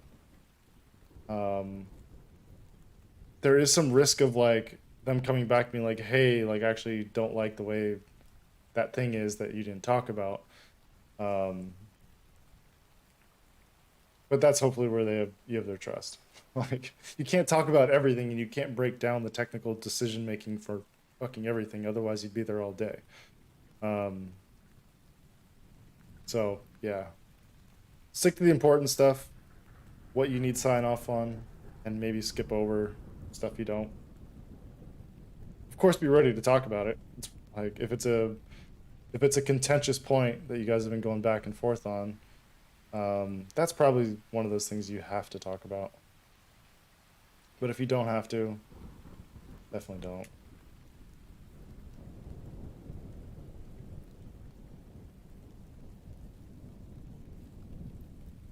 Oh, I don't know if that should move.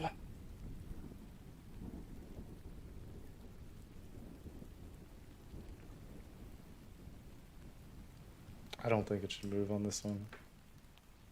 Sorry, just thinking out loud. I'm not gonna deal with that.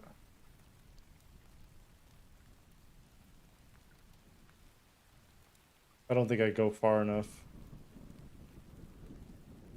I think I go a total of, was it 16 images? So that should be doable. 16.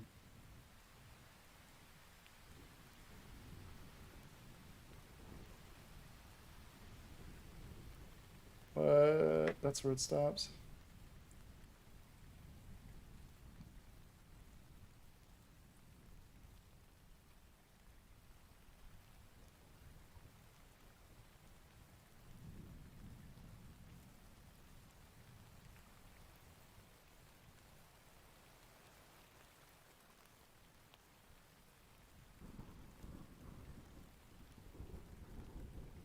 Ooh, is it really that tight? Ah, I can still see that.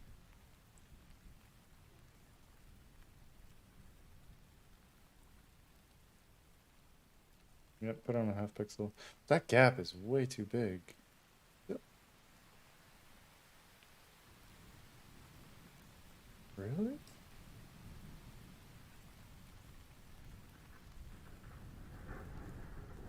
I'm so confused.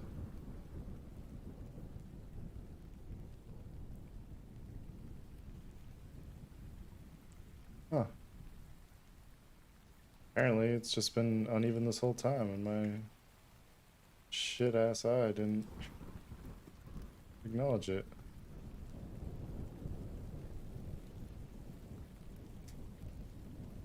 Better. But too far though?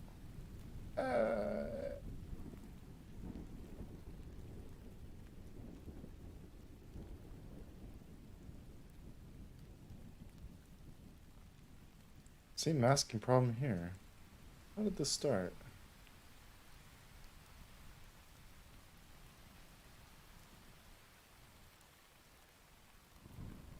.495.5. 496. That's good enough.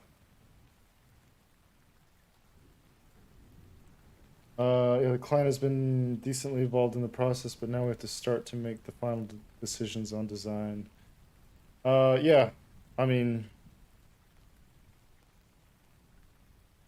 I would start confronting, like, if you're at the final stages, I'd just make sure to confront everything that you're concerned about or want to make sure that they sign off on. It's tempting to try and like sweep some things under the rug. I know it kind of like is against what I was just saying. But yeah, like if you're getting towards the final stages, I think that's when you just have to make sure like you have all those conversations you maybe you don't want to have. That makes sense.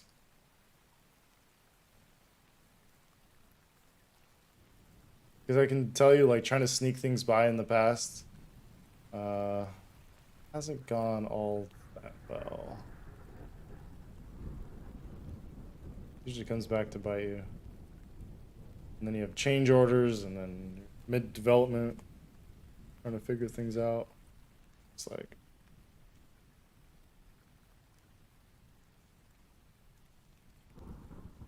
or if you sneak something by, then they're just like pissed because then you tell them you can't change it.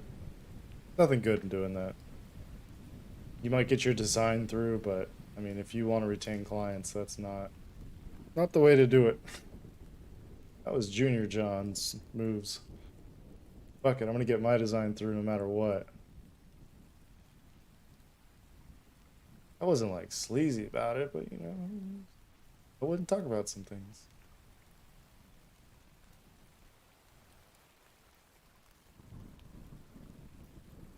Oh, all right. I think I just have to sit down and like iron this fucking thing out. It's going 7 to 8. Oh man, this is gonna be interesting. Like the way I've done this gallery nav.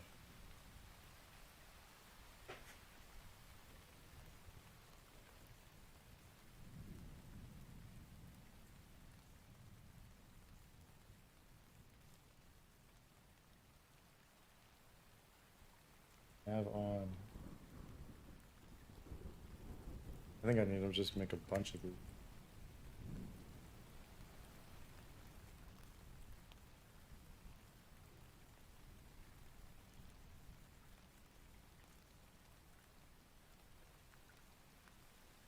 Um,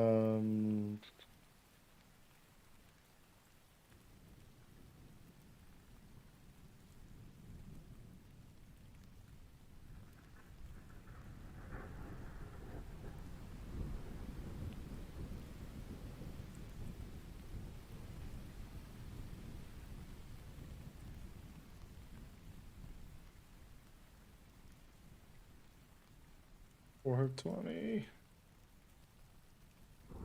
Going along nice. Thank you. It's getting there. There's just all these little things I've just been like, I really don't want to do that right now. And that's been, it's like getting all of these nav states to line up with, like, as you're going through these positions. That goes 7 to 8, so that's actually not right.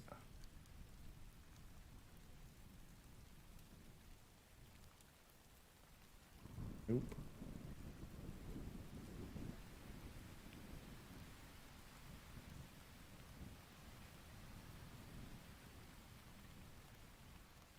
And so, gotta go in and modify this.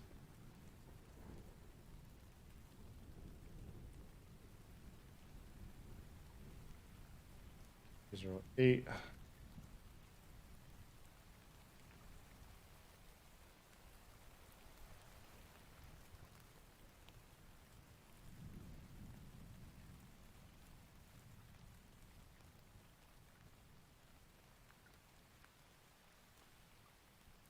I'm probably gonna have a ton of these.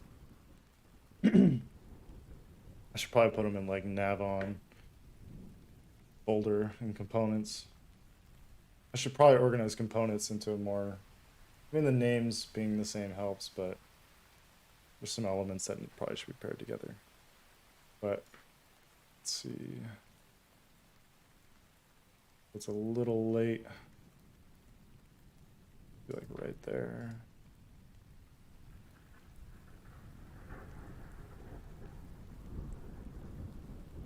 I have to show it 7 to 8.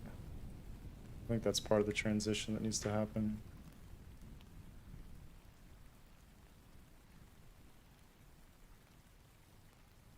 Position. Oh, yeah, that like adaptive resolution thing just don't like it.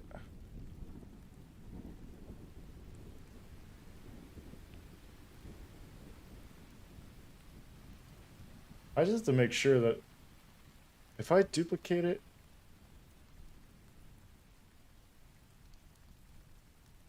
is this 6? Sorry, I'm just trying to like think out loud. If I duplicate it from the layers, I think it's creating, it's going to be the same instance.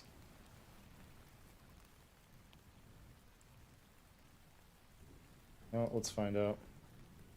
I might be screwing this all up.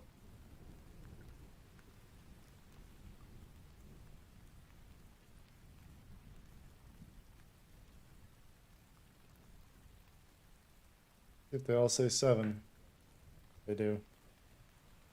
Does this say 7? Does not. Yeah, so I think I was right. If you duplicate from here, so this is 8.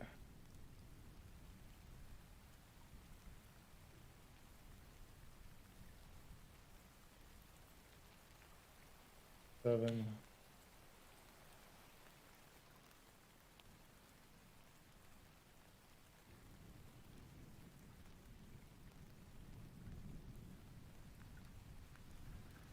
I don't know why that's showing up like that. I think I need to hide like the initial text. That'll be easy though. 8.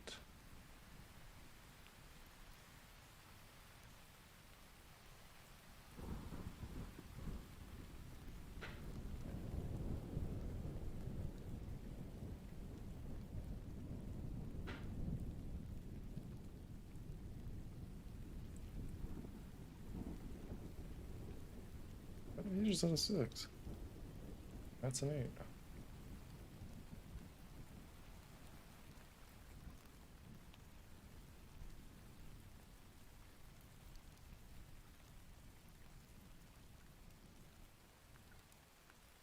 You have 7 going a little bit quicker.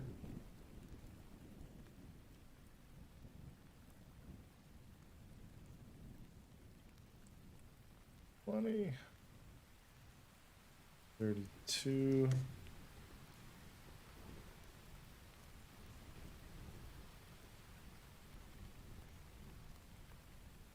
For the out, I'm gonna have to control also. This is where this is just becomes like a really involved process just to get these right.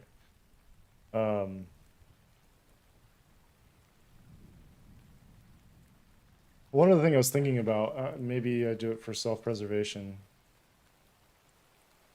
is like when you go into the scroll mode, it's not so much, it's not locked to any of them. So the fact that this is kind of tracking maybe isn't the best. I think the gallery nav, when you hover over it and you click on it to show the active state, I think that's important. But I'm starting to think whether or not this just becomes like a traditional scroll bar where it's just like a solid block. And these are purely for context. Not so much about like you're not active on any of them. I think I'm gonna do that.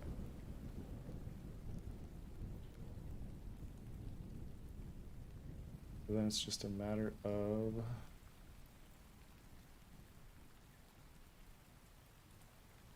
six, 7, 8. Yeah. Sorry, let's see. I know it's kind of backtracking.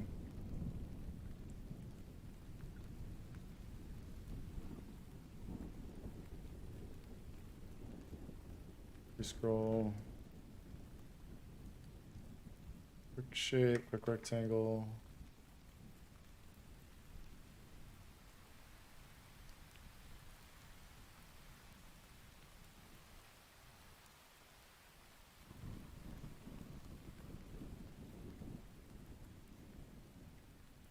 Starts at 6.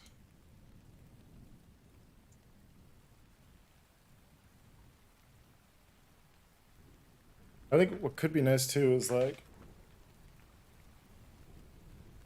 I mean, it's really just giving so many ways to navigate the same content. Like you could also click and drag on this. So maybe it needs just like an indicator. Oh, excuse me.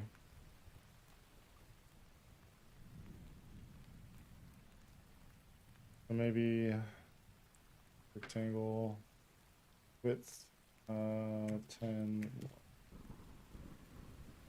fill.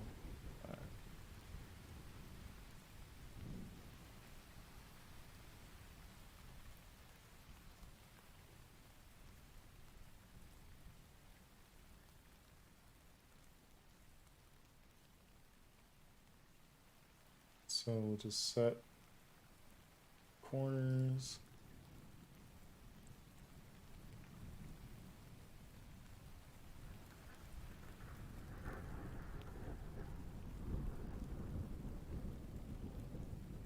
It could be nice as just a quick reveal of this.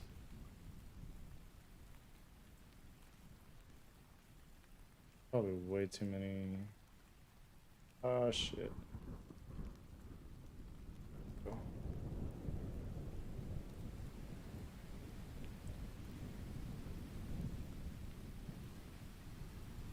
Yep, that's way too slow.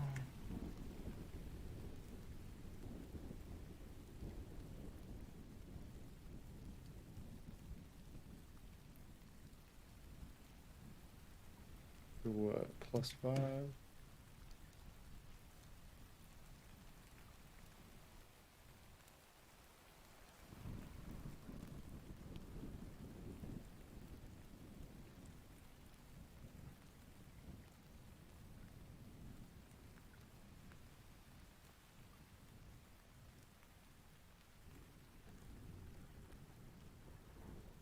A little kind of flat.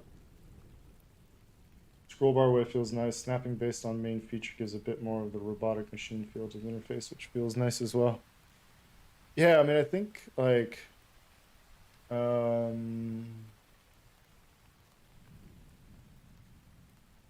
see. Yeah, the gallery nav, it has more snapping to it.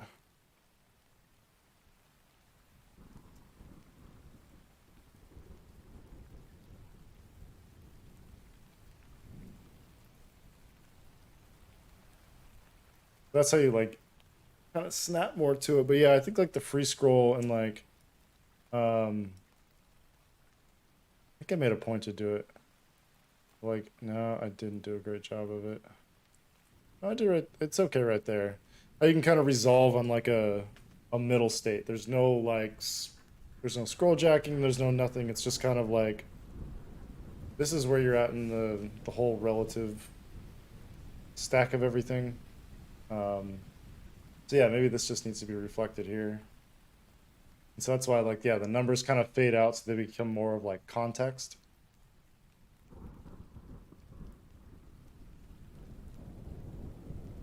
And one thing I was thinking about too, where's the gallery nav? Position starts here.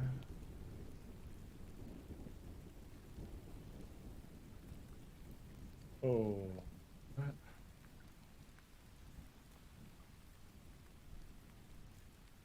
Why is this? Oh, sometimes I do some things that are just, you know, slightly regrettable.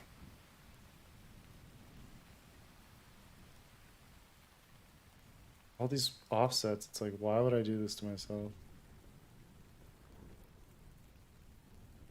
Start it on the one.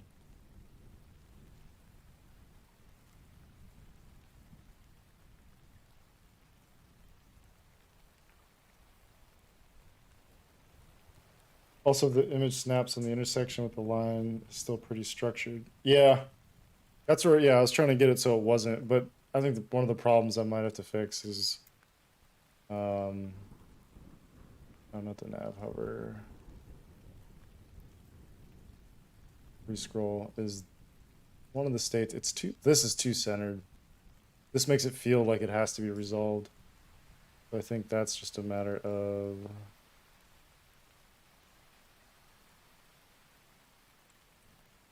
just fucking with that just a little bit. I'll go low.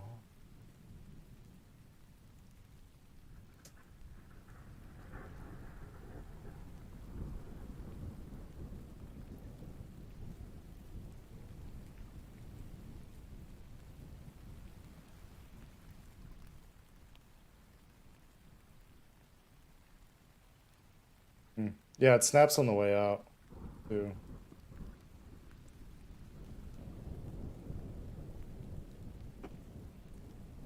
You see that now, like the scroll bar animations are all fucked. It's all right.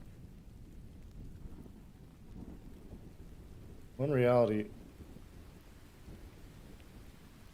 yeah, the move happens here. Gallery nav free scroll.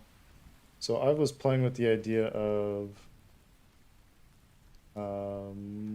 let's see, I'm gonna pre-compose this.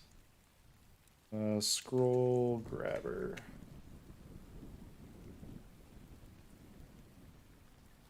Only reason why I pre-composed that, I probably I don't know, we'll see. I fucked that up. Scroll right there.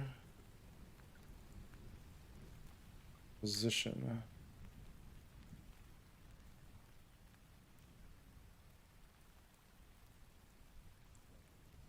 What I want to do is having this look like a scroll progress. I don't know if it's gonna look weird or not. Yeah, it's a little too heavy.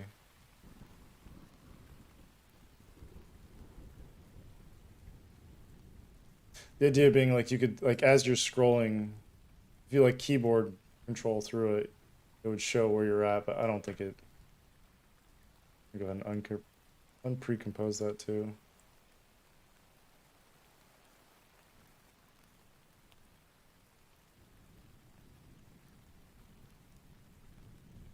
See, the position's still like off by a pixel.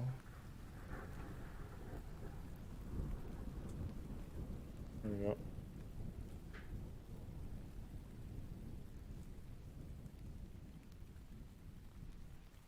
Starting right there.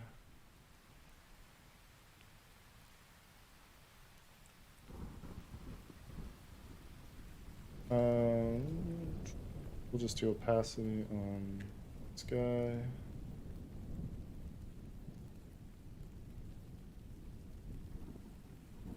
This should just help.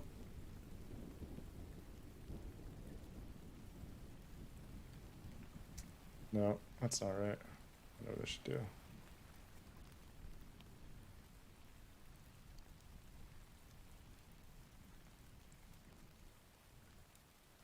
Oh, I'm gonna have to fix position on this. Because I think if it does like an expand down, this will be center top. Positions, let's move up a little bit. 382.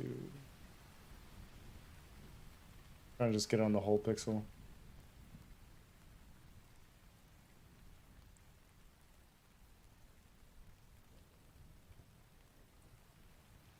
Oh, again, too fast. I'll be right there.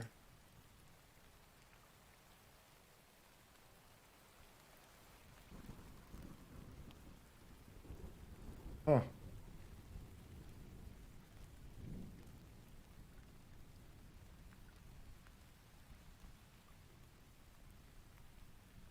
Oh, that's why. Yeah, you probably need to animate it. Just a thought.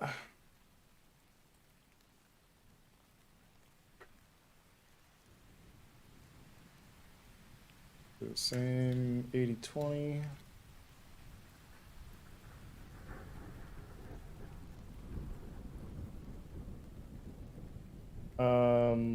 Shit, I might need to pre-compose this anyways if I want to move it. Yeah, I do.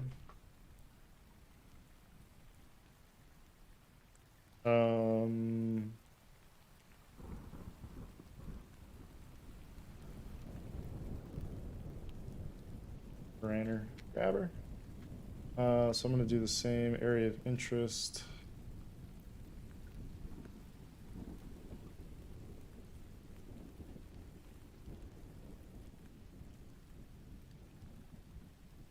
I'm gonna do that within here actually.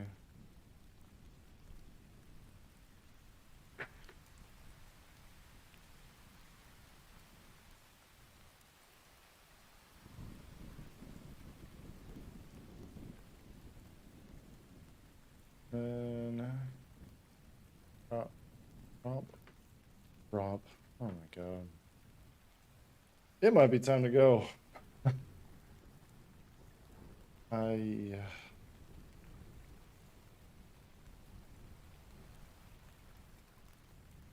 I don't know when to hang it up sometimes.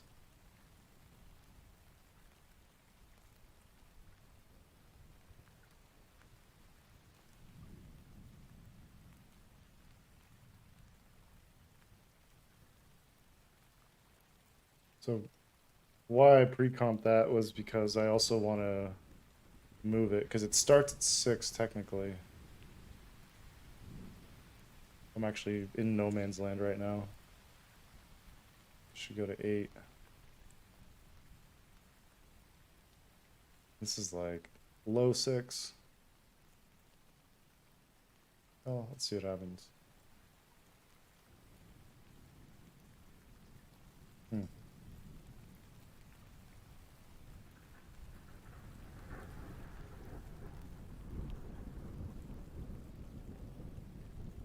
It's kind of far. Not gonna lie. And I know there's some like weird opacity stuff going on up here.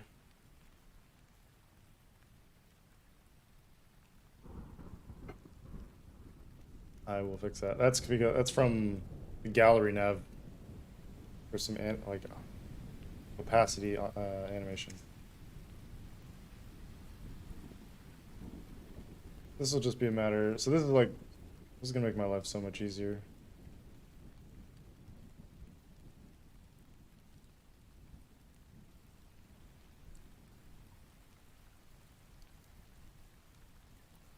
It goes here.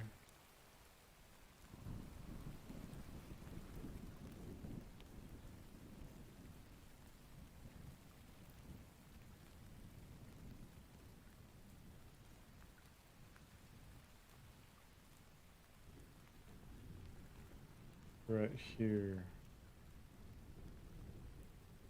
That's 8.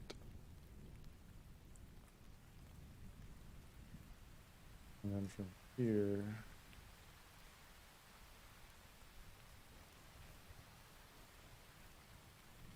9.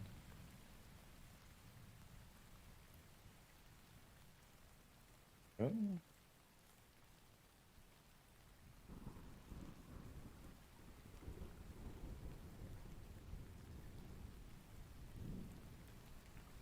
Okay. Did that help moving the the start of the animation starting from 6, but having that before like the scale shows up. So it's kind of like this synchronous thing.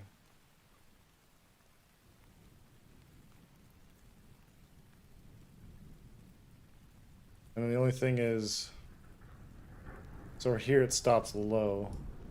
So I think it should be represented that it stops in a position that's equally, it's a little low on that.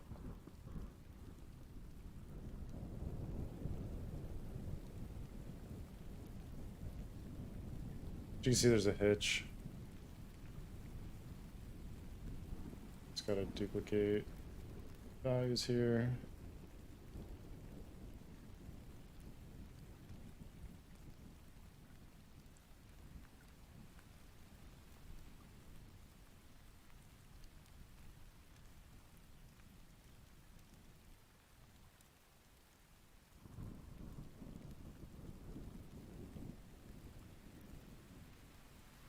Here it goes to one more. Here.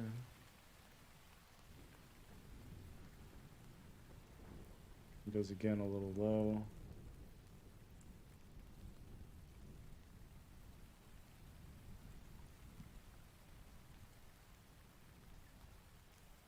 It doesn't move. So here.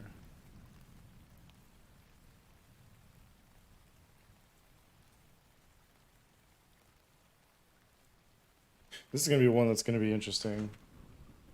Trying to replicate that same long tail should be a problem.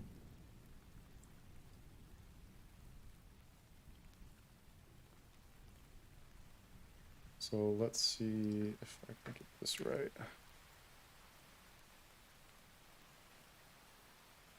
$80.20. Speed graph. Oh yeah, it doesn't move yet. That's probably why. So it goes all the way to 16.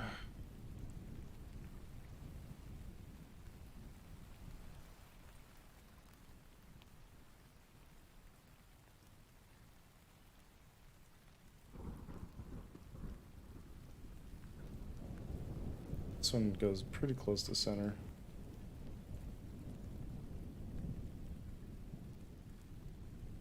Again, a long tail to get this to match. It's gonna be interesting.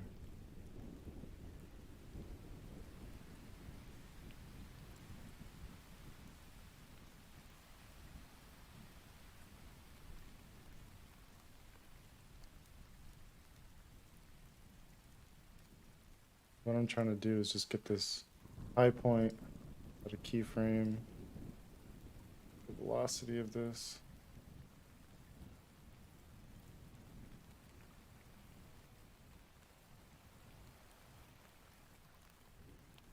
I think it's gonna be alright that it does that, but I just have to get the timing synced up. It's right here.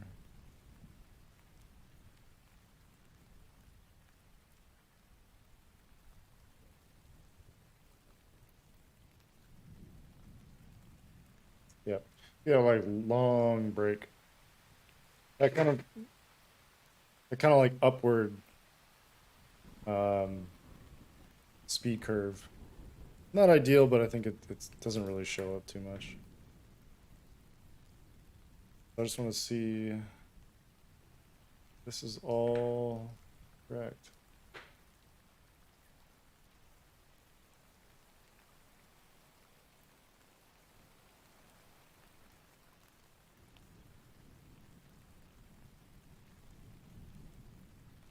Yeah, so that's the really last move is like when it snaps.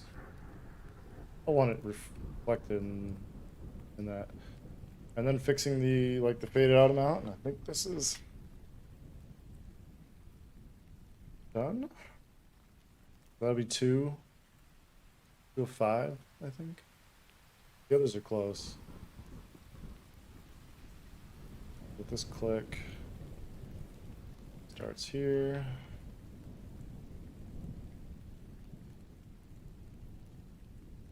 Ends here.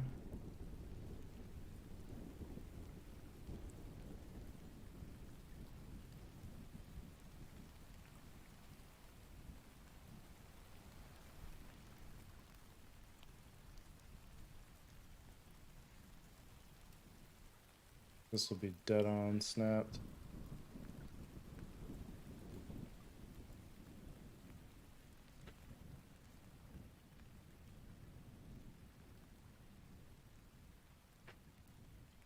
Sorry, I just had all messed up.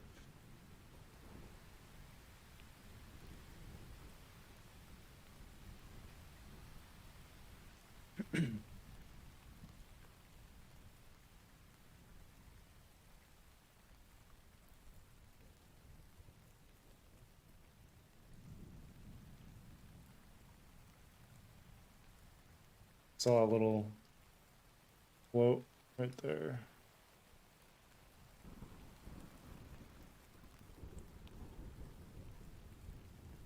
These should be the same. I don't know why it would do that.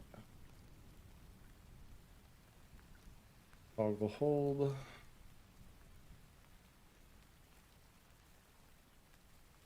Yep. Go.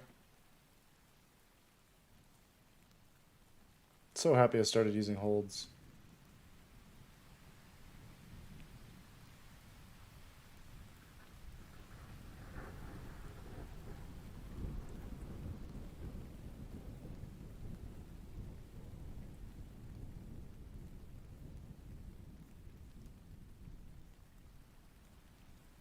I almost feel like on the one of the videos I thought was done, the gallery nav, however, I feel like I need to just show like this is all fine. I think from here it's almost like showing a scroll of that navigation, showing how you can just like fly through that, so like the mouse doesn't change positions, but if you start a scroll over this, it brings up the same sort of like scaled back state and lets you just like fire through it really quickly.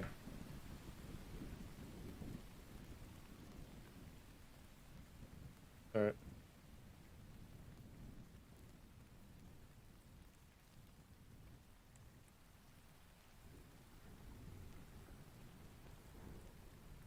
I'm trying to make sure that these are all connected too. So it's starting with the same car, which is good.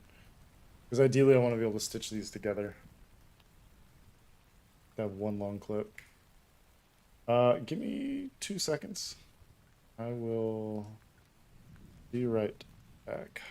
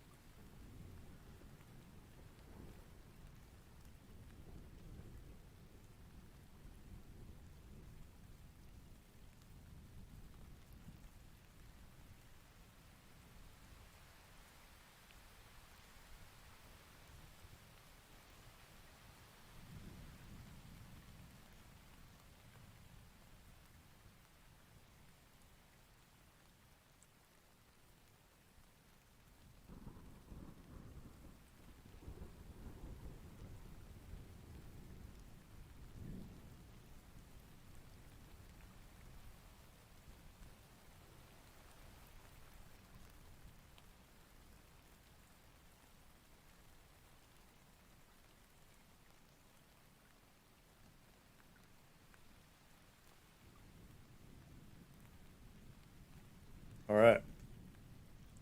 Sorry, I just gotta take some Tylenol.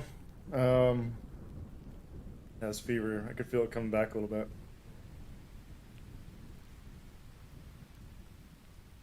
But yeah, I'm down to like take a break. If you guys want to, any requests to do something else, talk about something else, this is your chance. Well, no, you can always do it. I'm just kind of in a spot right now. You know, got up, got some more water, having a snack. Um, yeah, I did some photos last night. I got like one photo in and I just couldn't do it anymore. It was like, yeah, very reflective of where I was at in that moment. Just brain was in a cloud. Apparently, it's not COVID, so I can tell you that. But maybe it was a false negative. I don't know. Because that, if I had to imagine what COVID felt like, I'm pretty sure that was it. I just never felt like I basically like didn't know what to do. Did you get any critique requests on your website? That I don't know actually. I don't know if I get emails. Um, let me. What the fuck?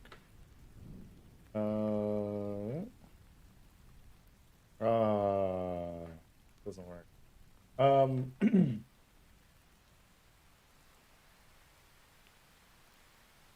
Let me just. You're stuck with me for a second.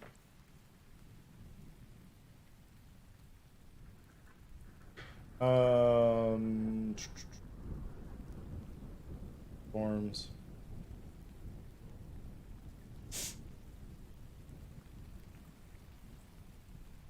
Nope. Nope. What is funny is like on my site, if I go back to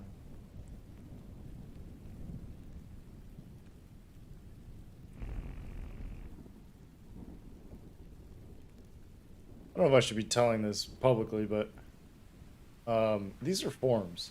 In order for people to be able to type and like use my font, these are actually form submissions. So, um, yeah, the shit people type in there and accidentally, I think I say like, try not to press return because it will require a refresh if you want to keep using it. Also, the bigger problem is like that fucking thing's going to me. I've like seen what some people type sometimes, and one guy opted to write in here about like the Evanetta project. He was like, please tell me where I can buy 512S Berlinetta so I can build this. It's like, how did you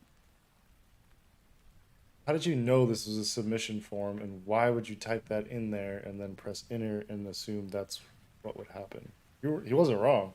Give him fucking credit. Yeah, it was kind of surprising.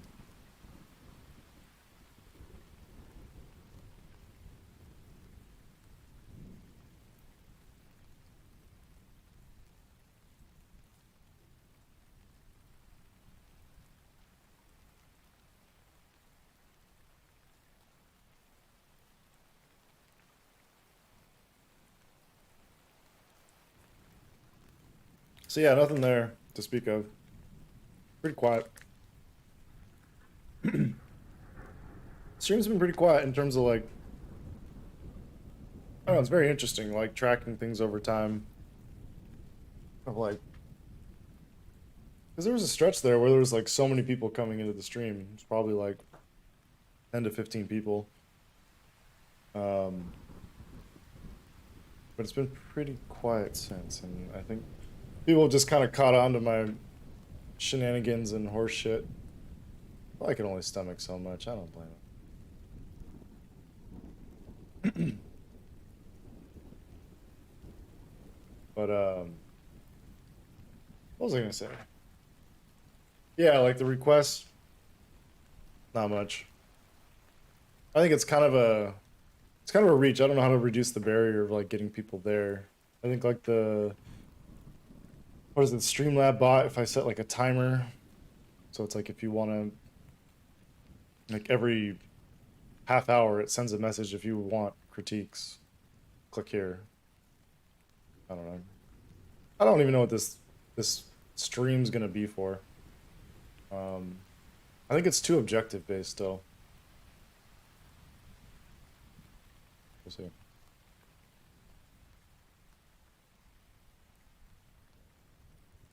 Okay. I think free scroll kind of done. I don't know.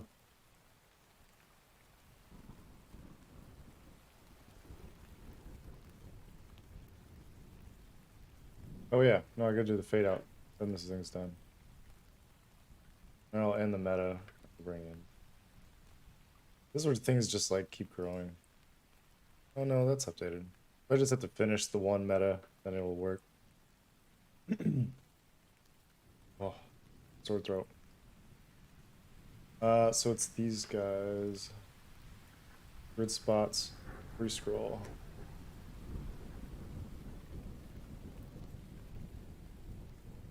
Oh.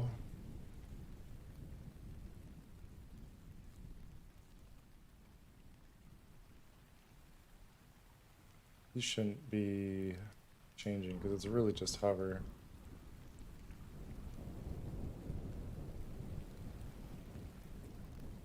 These are all 50.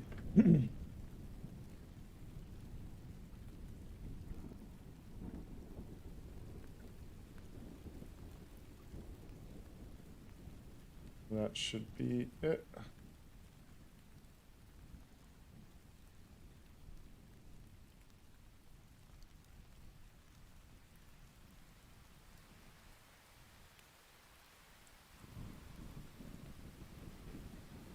Yep.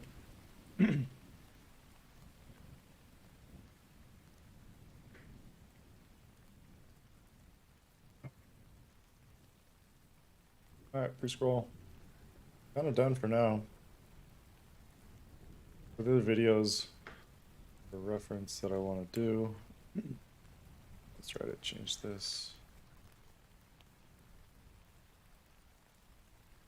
Build overview. Oh, it's gonna be such a build load in, more or less done. Overview drop down. Maybe I finish that real fast. Video interactions should be easy. I would say that. It's probably not. Oh yeah, the car start. I have to figure out how I'm gonna... Oh, I'm gonna get that.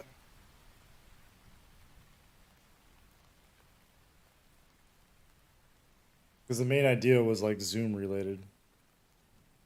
And that zoom doesn't work in the same way that it initially was. I'm gonna have to scrap that. Because the whole idea was like the audio would get louder as you get closer or further from the car, but I don't think that's gonna happen. How did you make your font? Any plans to design another font? Yeah, I do want to make another one. I want to keep modifying mine, making mine a little bit better. There's some characters that still bug me.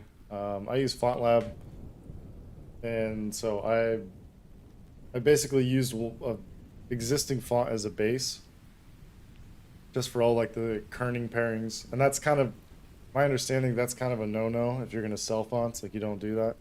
So that's why I've never made it available, because it is a lot. Like someone else's hard work went into like putting in the foundation, and maybe they took that from someone else. I don't really know.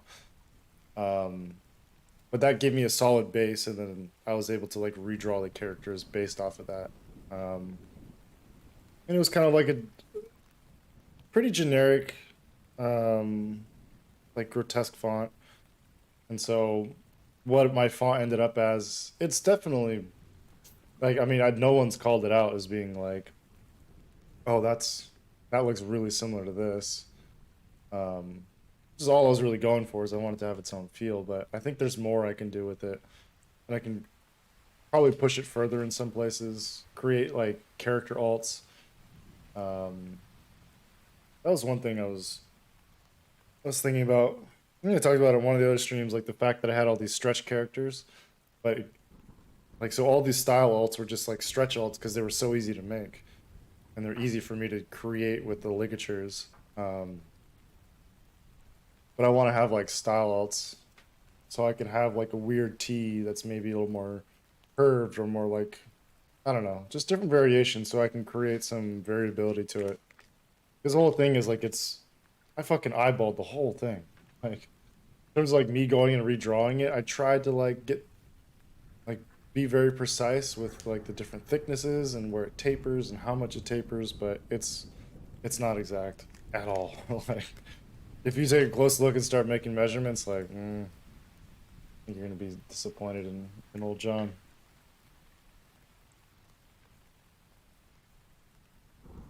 But yeah, I think another font would be fun. I think a serif. So you can just do JW Sans, JW Serif. I don't know. Fits the naming convention nicely.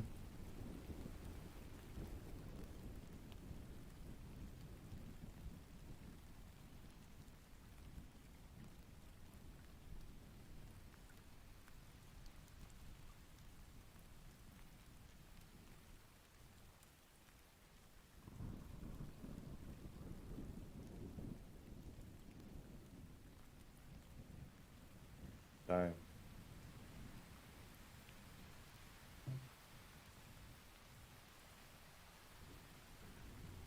Um, that's done.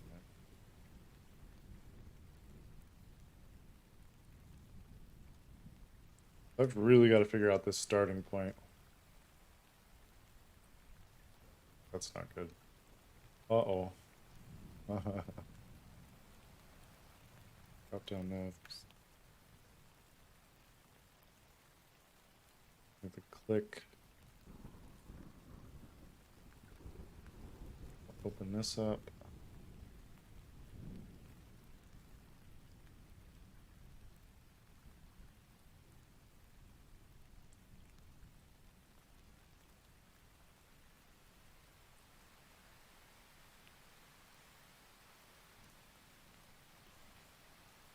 Really have 10 frames.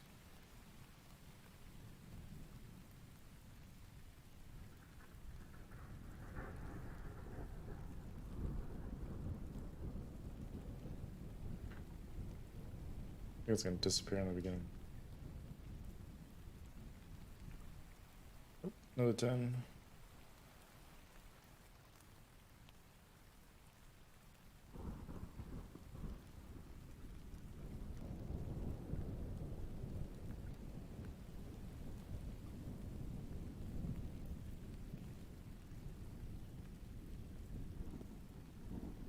Almost.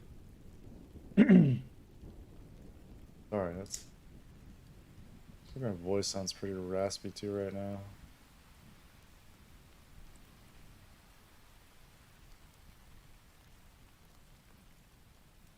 Yeah, so this is one thing I need to kind of wrap my head around, how this active frame,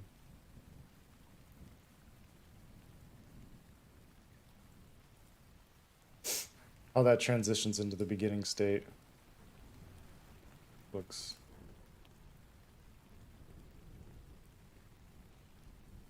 So I want that. Active frame, active clip. I don't know what that's about.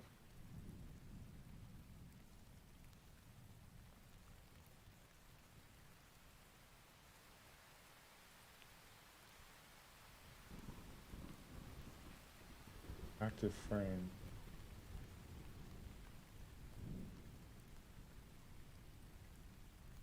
Oh yeah, so this is getting the height. This is what I want.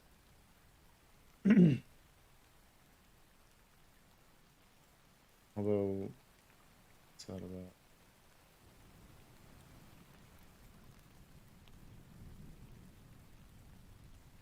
Not so sure I understand that.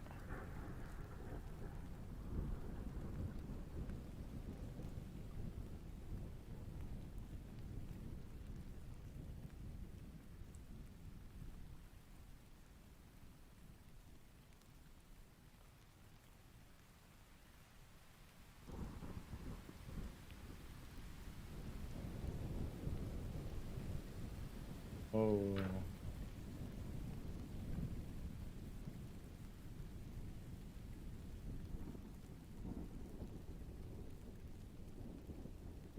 This.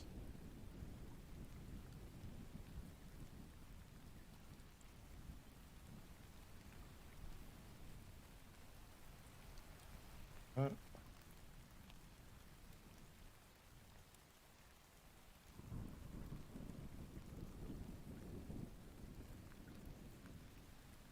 This might not work. I might have to do some serious rethinking about what I've done so far. I don't know what I was thinking.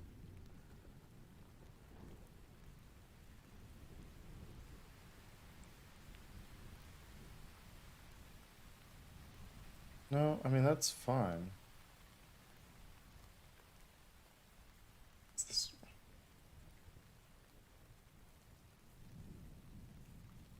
So I need to export out a version of the top nav, no drop down. It's just throwing me off right now. Thought I'd done that. Nope.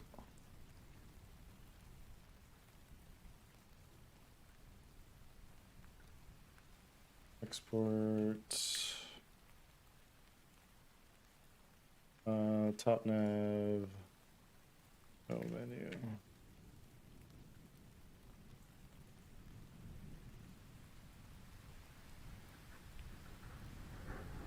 Let's see. Okay, top nav. Assets. Oh, there's no top nav folder yet.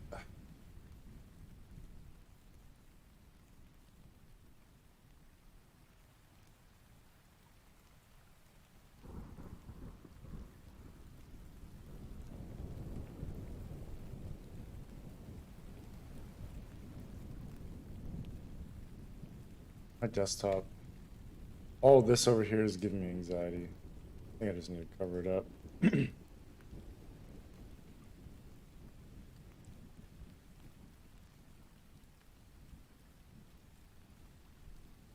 It's so many windows open. Like, what is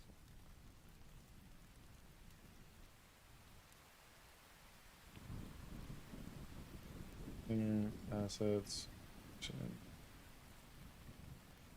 That's top nav.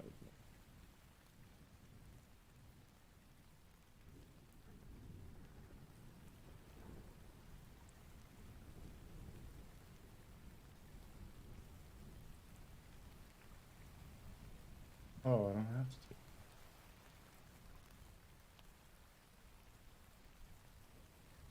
Well, that's great.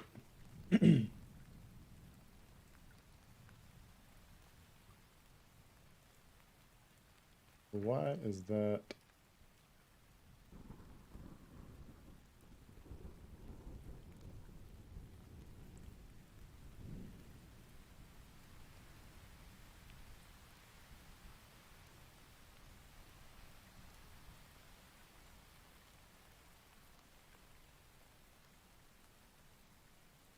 I'm really confused.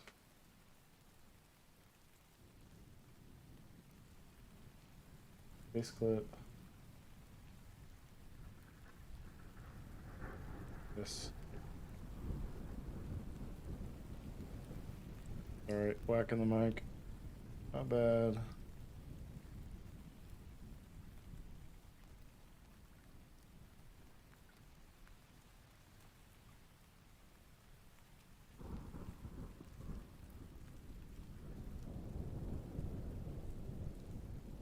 There we go. I mean, that's making more sense. There's still some weird stuff going on. And that burger, that is, looks like shit. Fat burger. I think because they're still on the half pixel, or like the lines are, or I think the anchor point actually, excuse me, on like a center. Yeah. Oh, I know why. Because if it rotates into the X, the center point has to be there. So then I have to get into the business of moving center points and then moving position to offset it. I really wish there was an easy. I think it's probably using a null, but I don't want to get into that.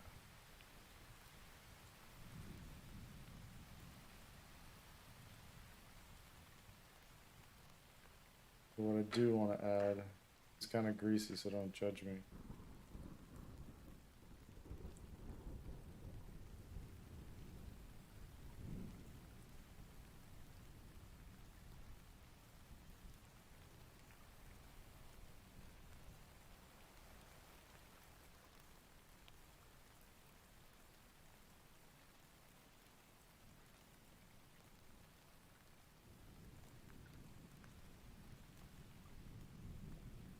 I just want to add a backing. So I could probably do a reverse mask of, no, I already have a mask. So what I'm gonna have to do is set this to pure black. And then the whole thing's gonna have to be screen blend mode. I'm just trying to hide this arrow that sits up here. You can see that's what it's looking like now. If I do...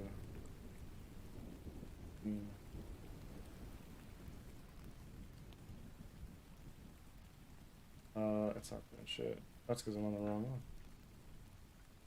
Drop down content, drop down nav.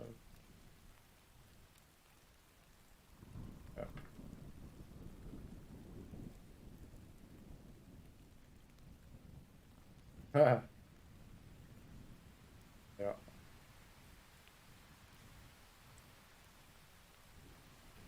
Ooh, I really fucked something up. I think I'm approaching the end of my attention span for something like this. Coming up on 3 hours working on this stuff. Slow going, I know.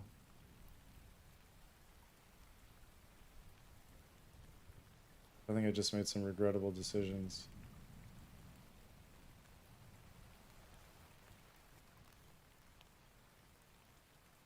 I mean, why is that disappearing?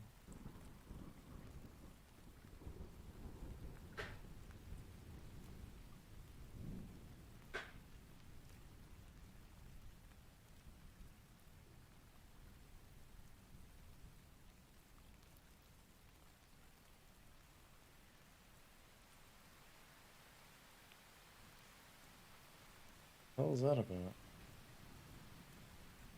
Come till later.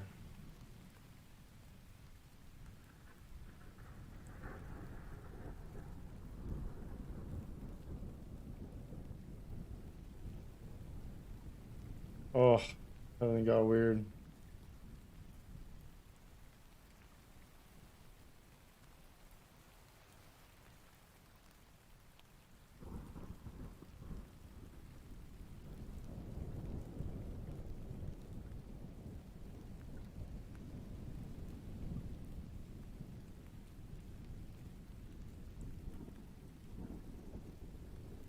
Yeah, yeah. I think I'm maxed out. I'm starting to make some stupid mistakes.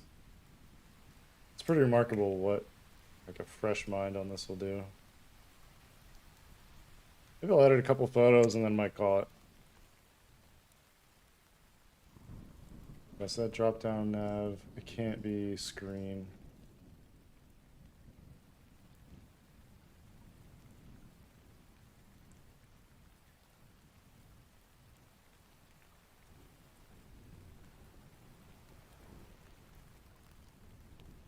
Yeah.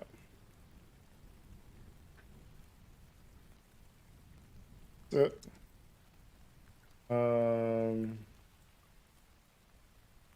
Get Lightroom going.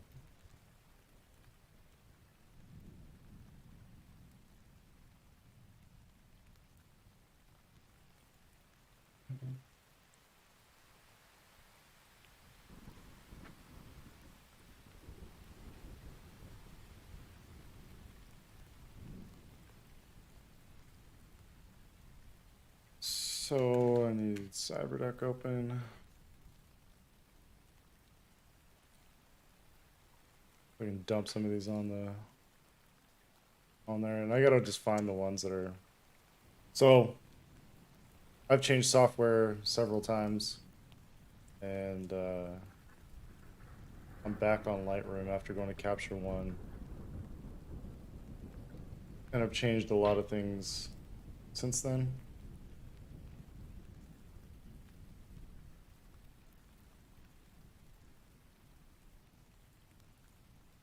Accurate. I feel like this isn't updating. It is.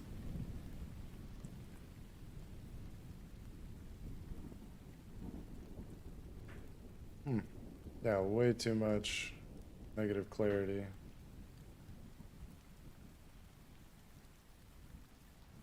Brain's way wrong. I'm gonna make a duplicate, see what I can do. Little things are bothering me.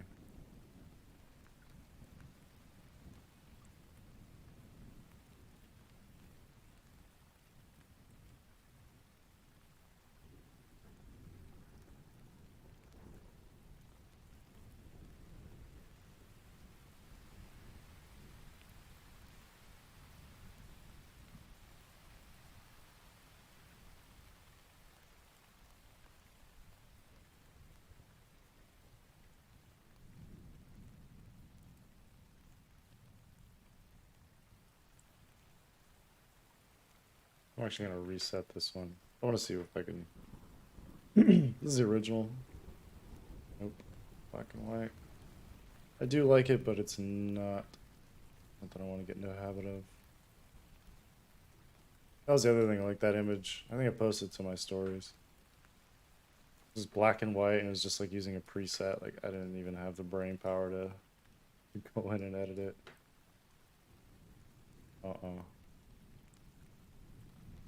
Not today.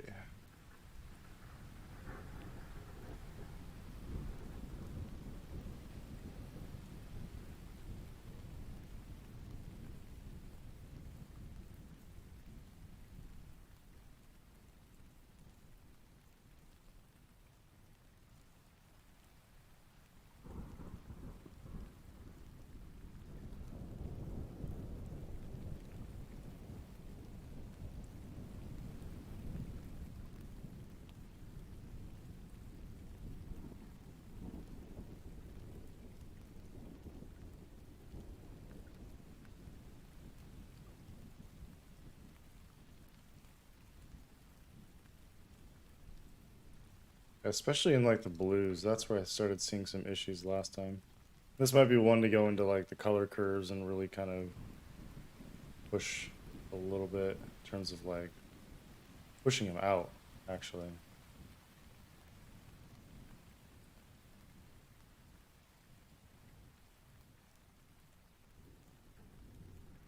Yeah, you can see where they show up.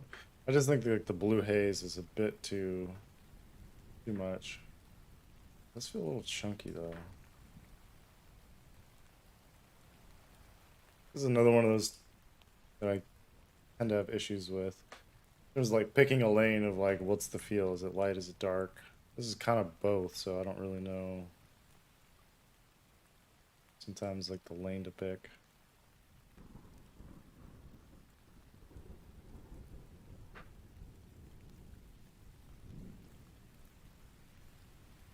So to offset some of those blues through like, oh, I should really adjust this balance. I mean, you can see how it cut through some of the blues, so I might do that here. And so I don't really like using this tool. Kind of like, I use it to understand where those values are on the tonal curve, but I'll typically escape out and then just like dip it on one of like the main points that I already have, choose to add a point sometimes, or yeah, I can choose like a better approach to it. I just don't know how much like the blues and the shadows really help this. I do want blue in the lake, So that's where I can maybe look at like spiking it. But you start getting like weird things when you start doing that, so I don't really advise that. Signing off. Hey, thanks for coming through, Thomas. Happy to get the feedback. Stuff was looking good, man. Yeah, get some sleep. It's late there.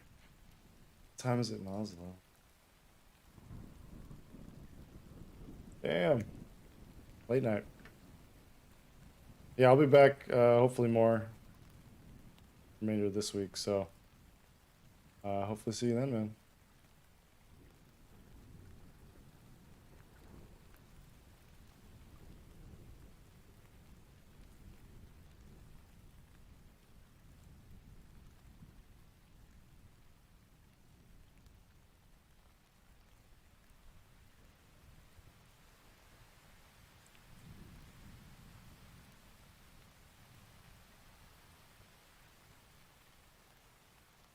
Hmm.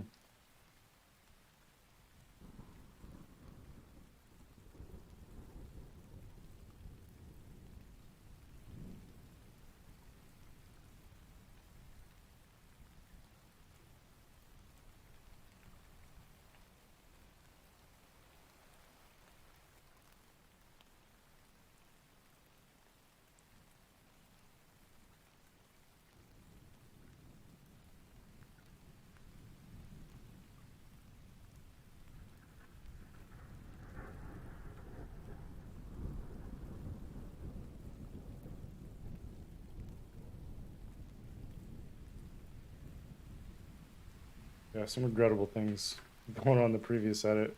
Like how flat these are. I can bet you the tonal curve is just really lifted. Yeah, that's higher than I like to go. It's like almost 20. Just feels too faded. Faded, bruh. Mind lifting it a little bit more, but not 19. There's also other factors that go into like whether that feels faded or not. It was like the kind of compression of the low end also helps like reveal more of the fade. So if you want a faded look, all you got to do is just lift this point. That it makes the darkest point less dark. That's it. Let's see, I'm getting inverted.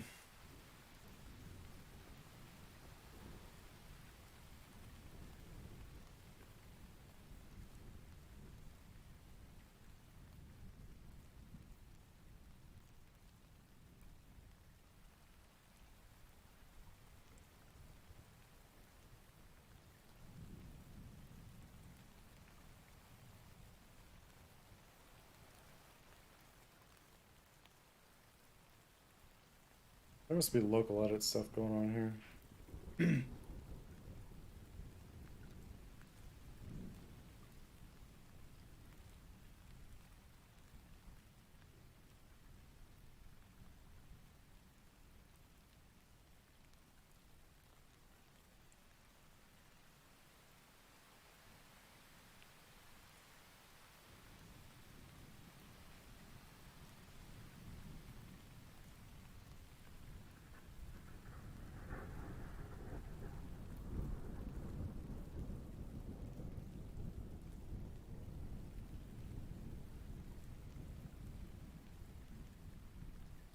Yeah, I think there's some better things going on here.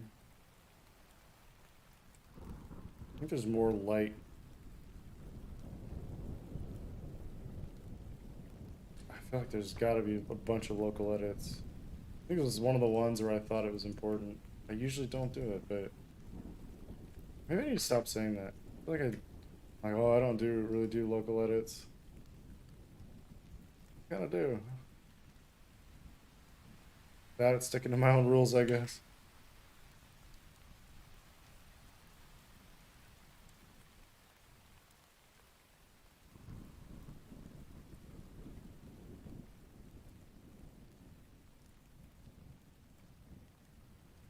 Uh, thanks.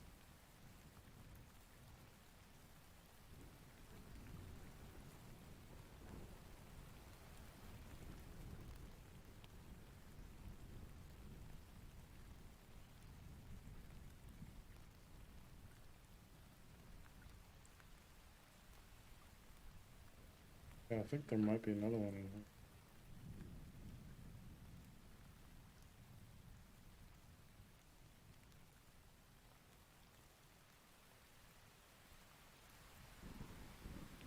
Bring up some of those shadows and midtones a little bit. Well, I don't typically advise doing a ton of local edits like this. If you are going to do it, try and do like really soft and then offset them if you can. If you have them just like on top of each other, you're going to start seeing like the bounds of it. So like I have one that's like darkening the edges and one that's like adding a bit more light, but it's all like offset a little bit. There's another one where I'm not totally sold. That's the answer.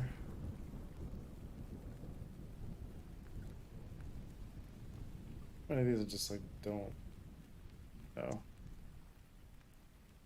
08943. I thought I did this one again. It's not.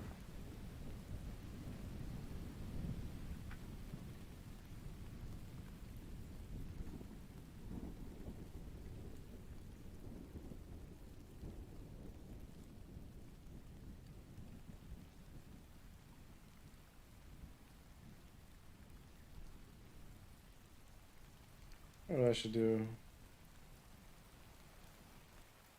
Yeah, I'm gonna do it right now. I've been meaning to do this for so long.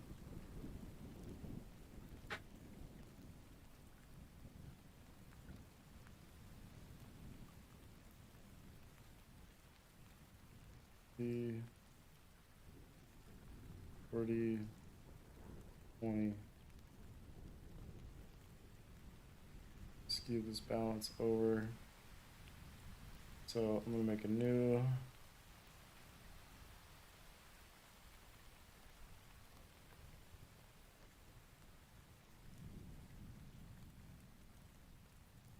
Check all, so but I don't want transform. Effects, grain, production.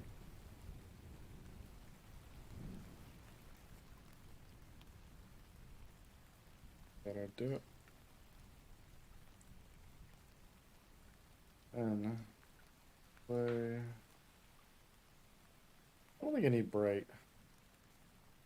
I don't do a ton of bright images. So basically what I want is, so nothing's gonna be different between, I go back to the beginning.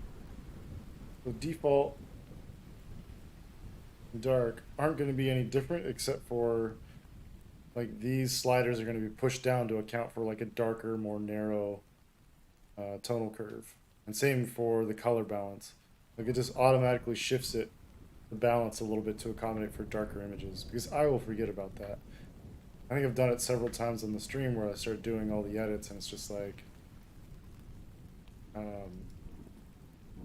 just doesn't look right because the balance is wrong.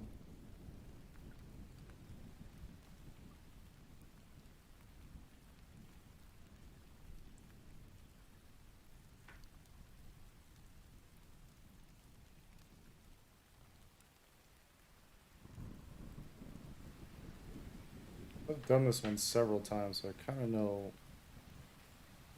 what I can get away with. Well, I never really know. I'll probably switch it up, something different. Weirdly, just my eyes adjusted to something else right now. I don't know, I'm winging this.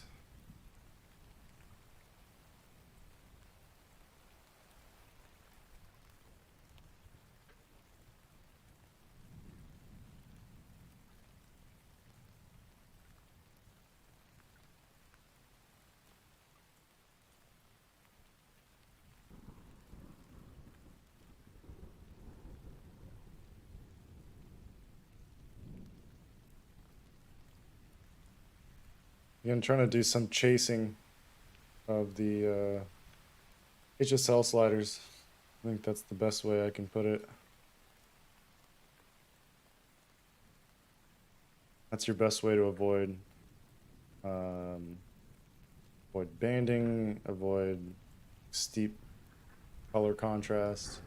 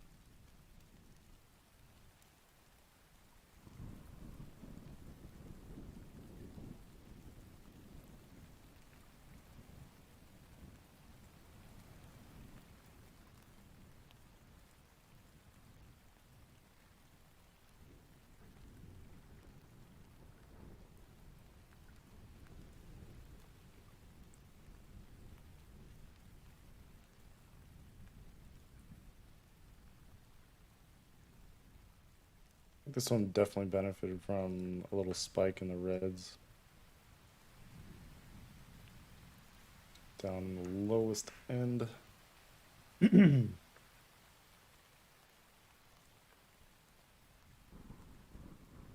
colors are a little strange in this one. Don't know if this is gonna stick or not.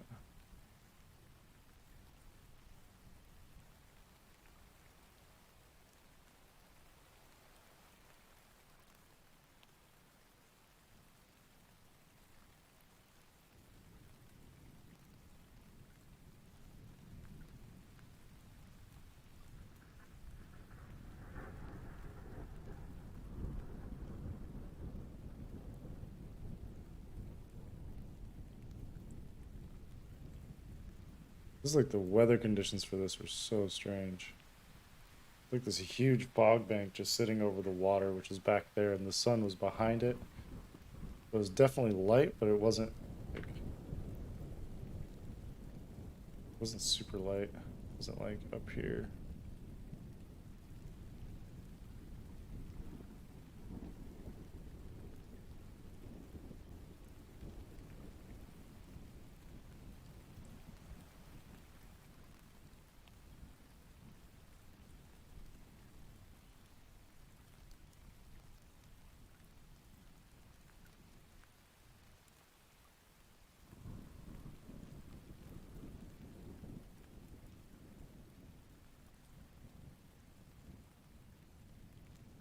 Mixed emotions on it. Not really sold. Where it was before.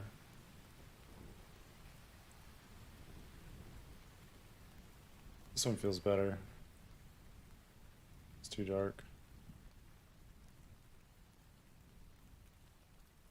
Because I'm nuking the highlights a little too much. Yeah, that's helping.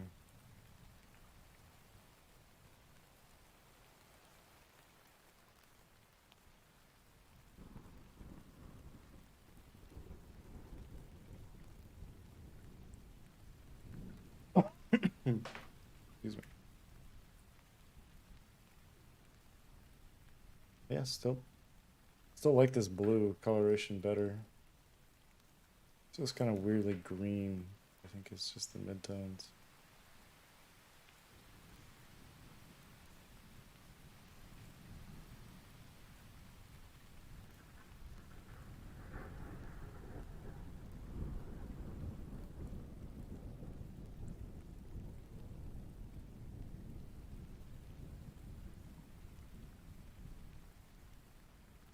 Hmm. Yeah, I don't know about that. How about that? I'm actually probably gonna call it right now. It's getting hot as hell in this room right now. And I haven't really eaten much today outside the snack I had going earlier. But yeah, thank you to everyone who came through. I'll be back tomorrow at some point. This might be my last week of fun employment. Might take on a contract starting next week. I'm not really sure. Not super excited about it, but it's might be good to work. Could open doors later. So who knows? I'll have to see what happens with the streams, but yeah, figure that out later. All right, I'll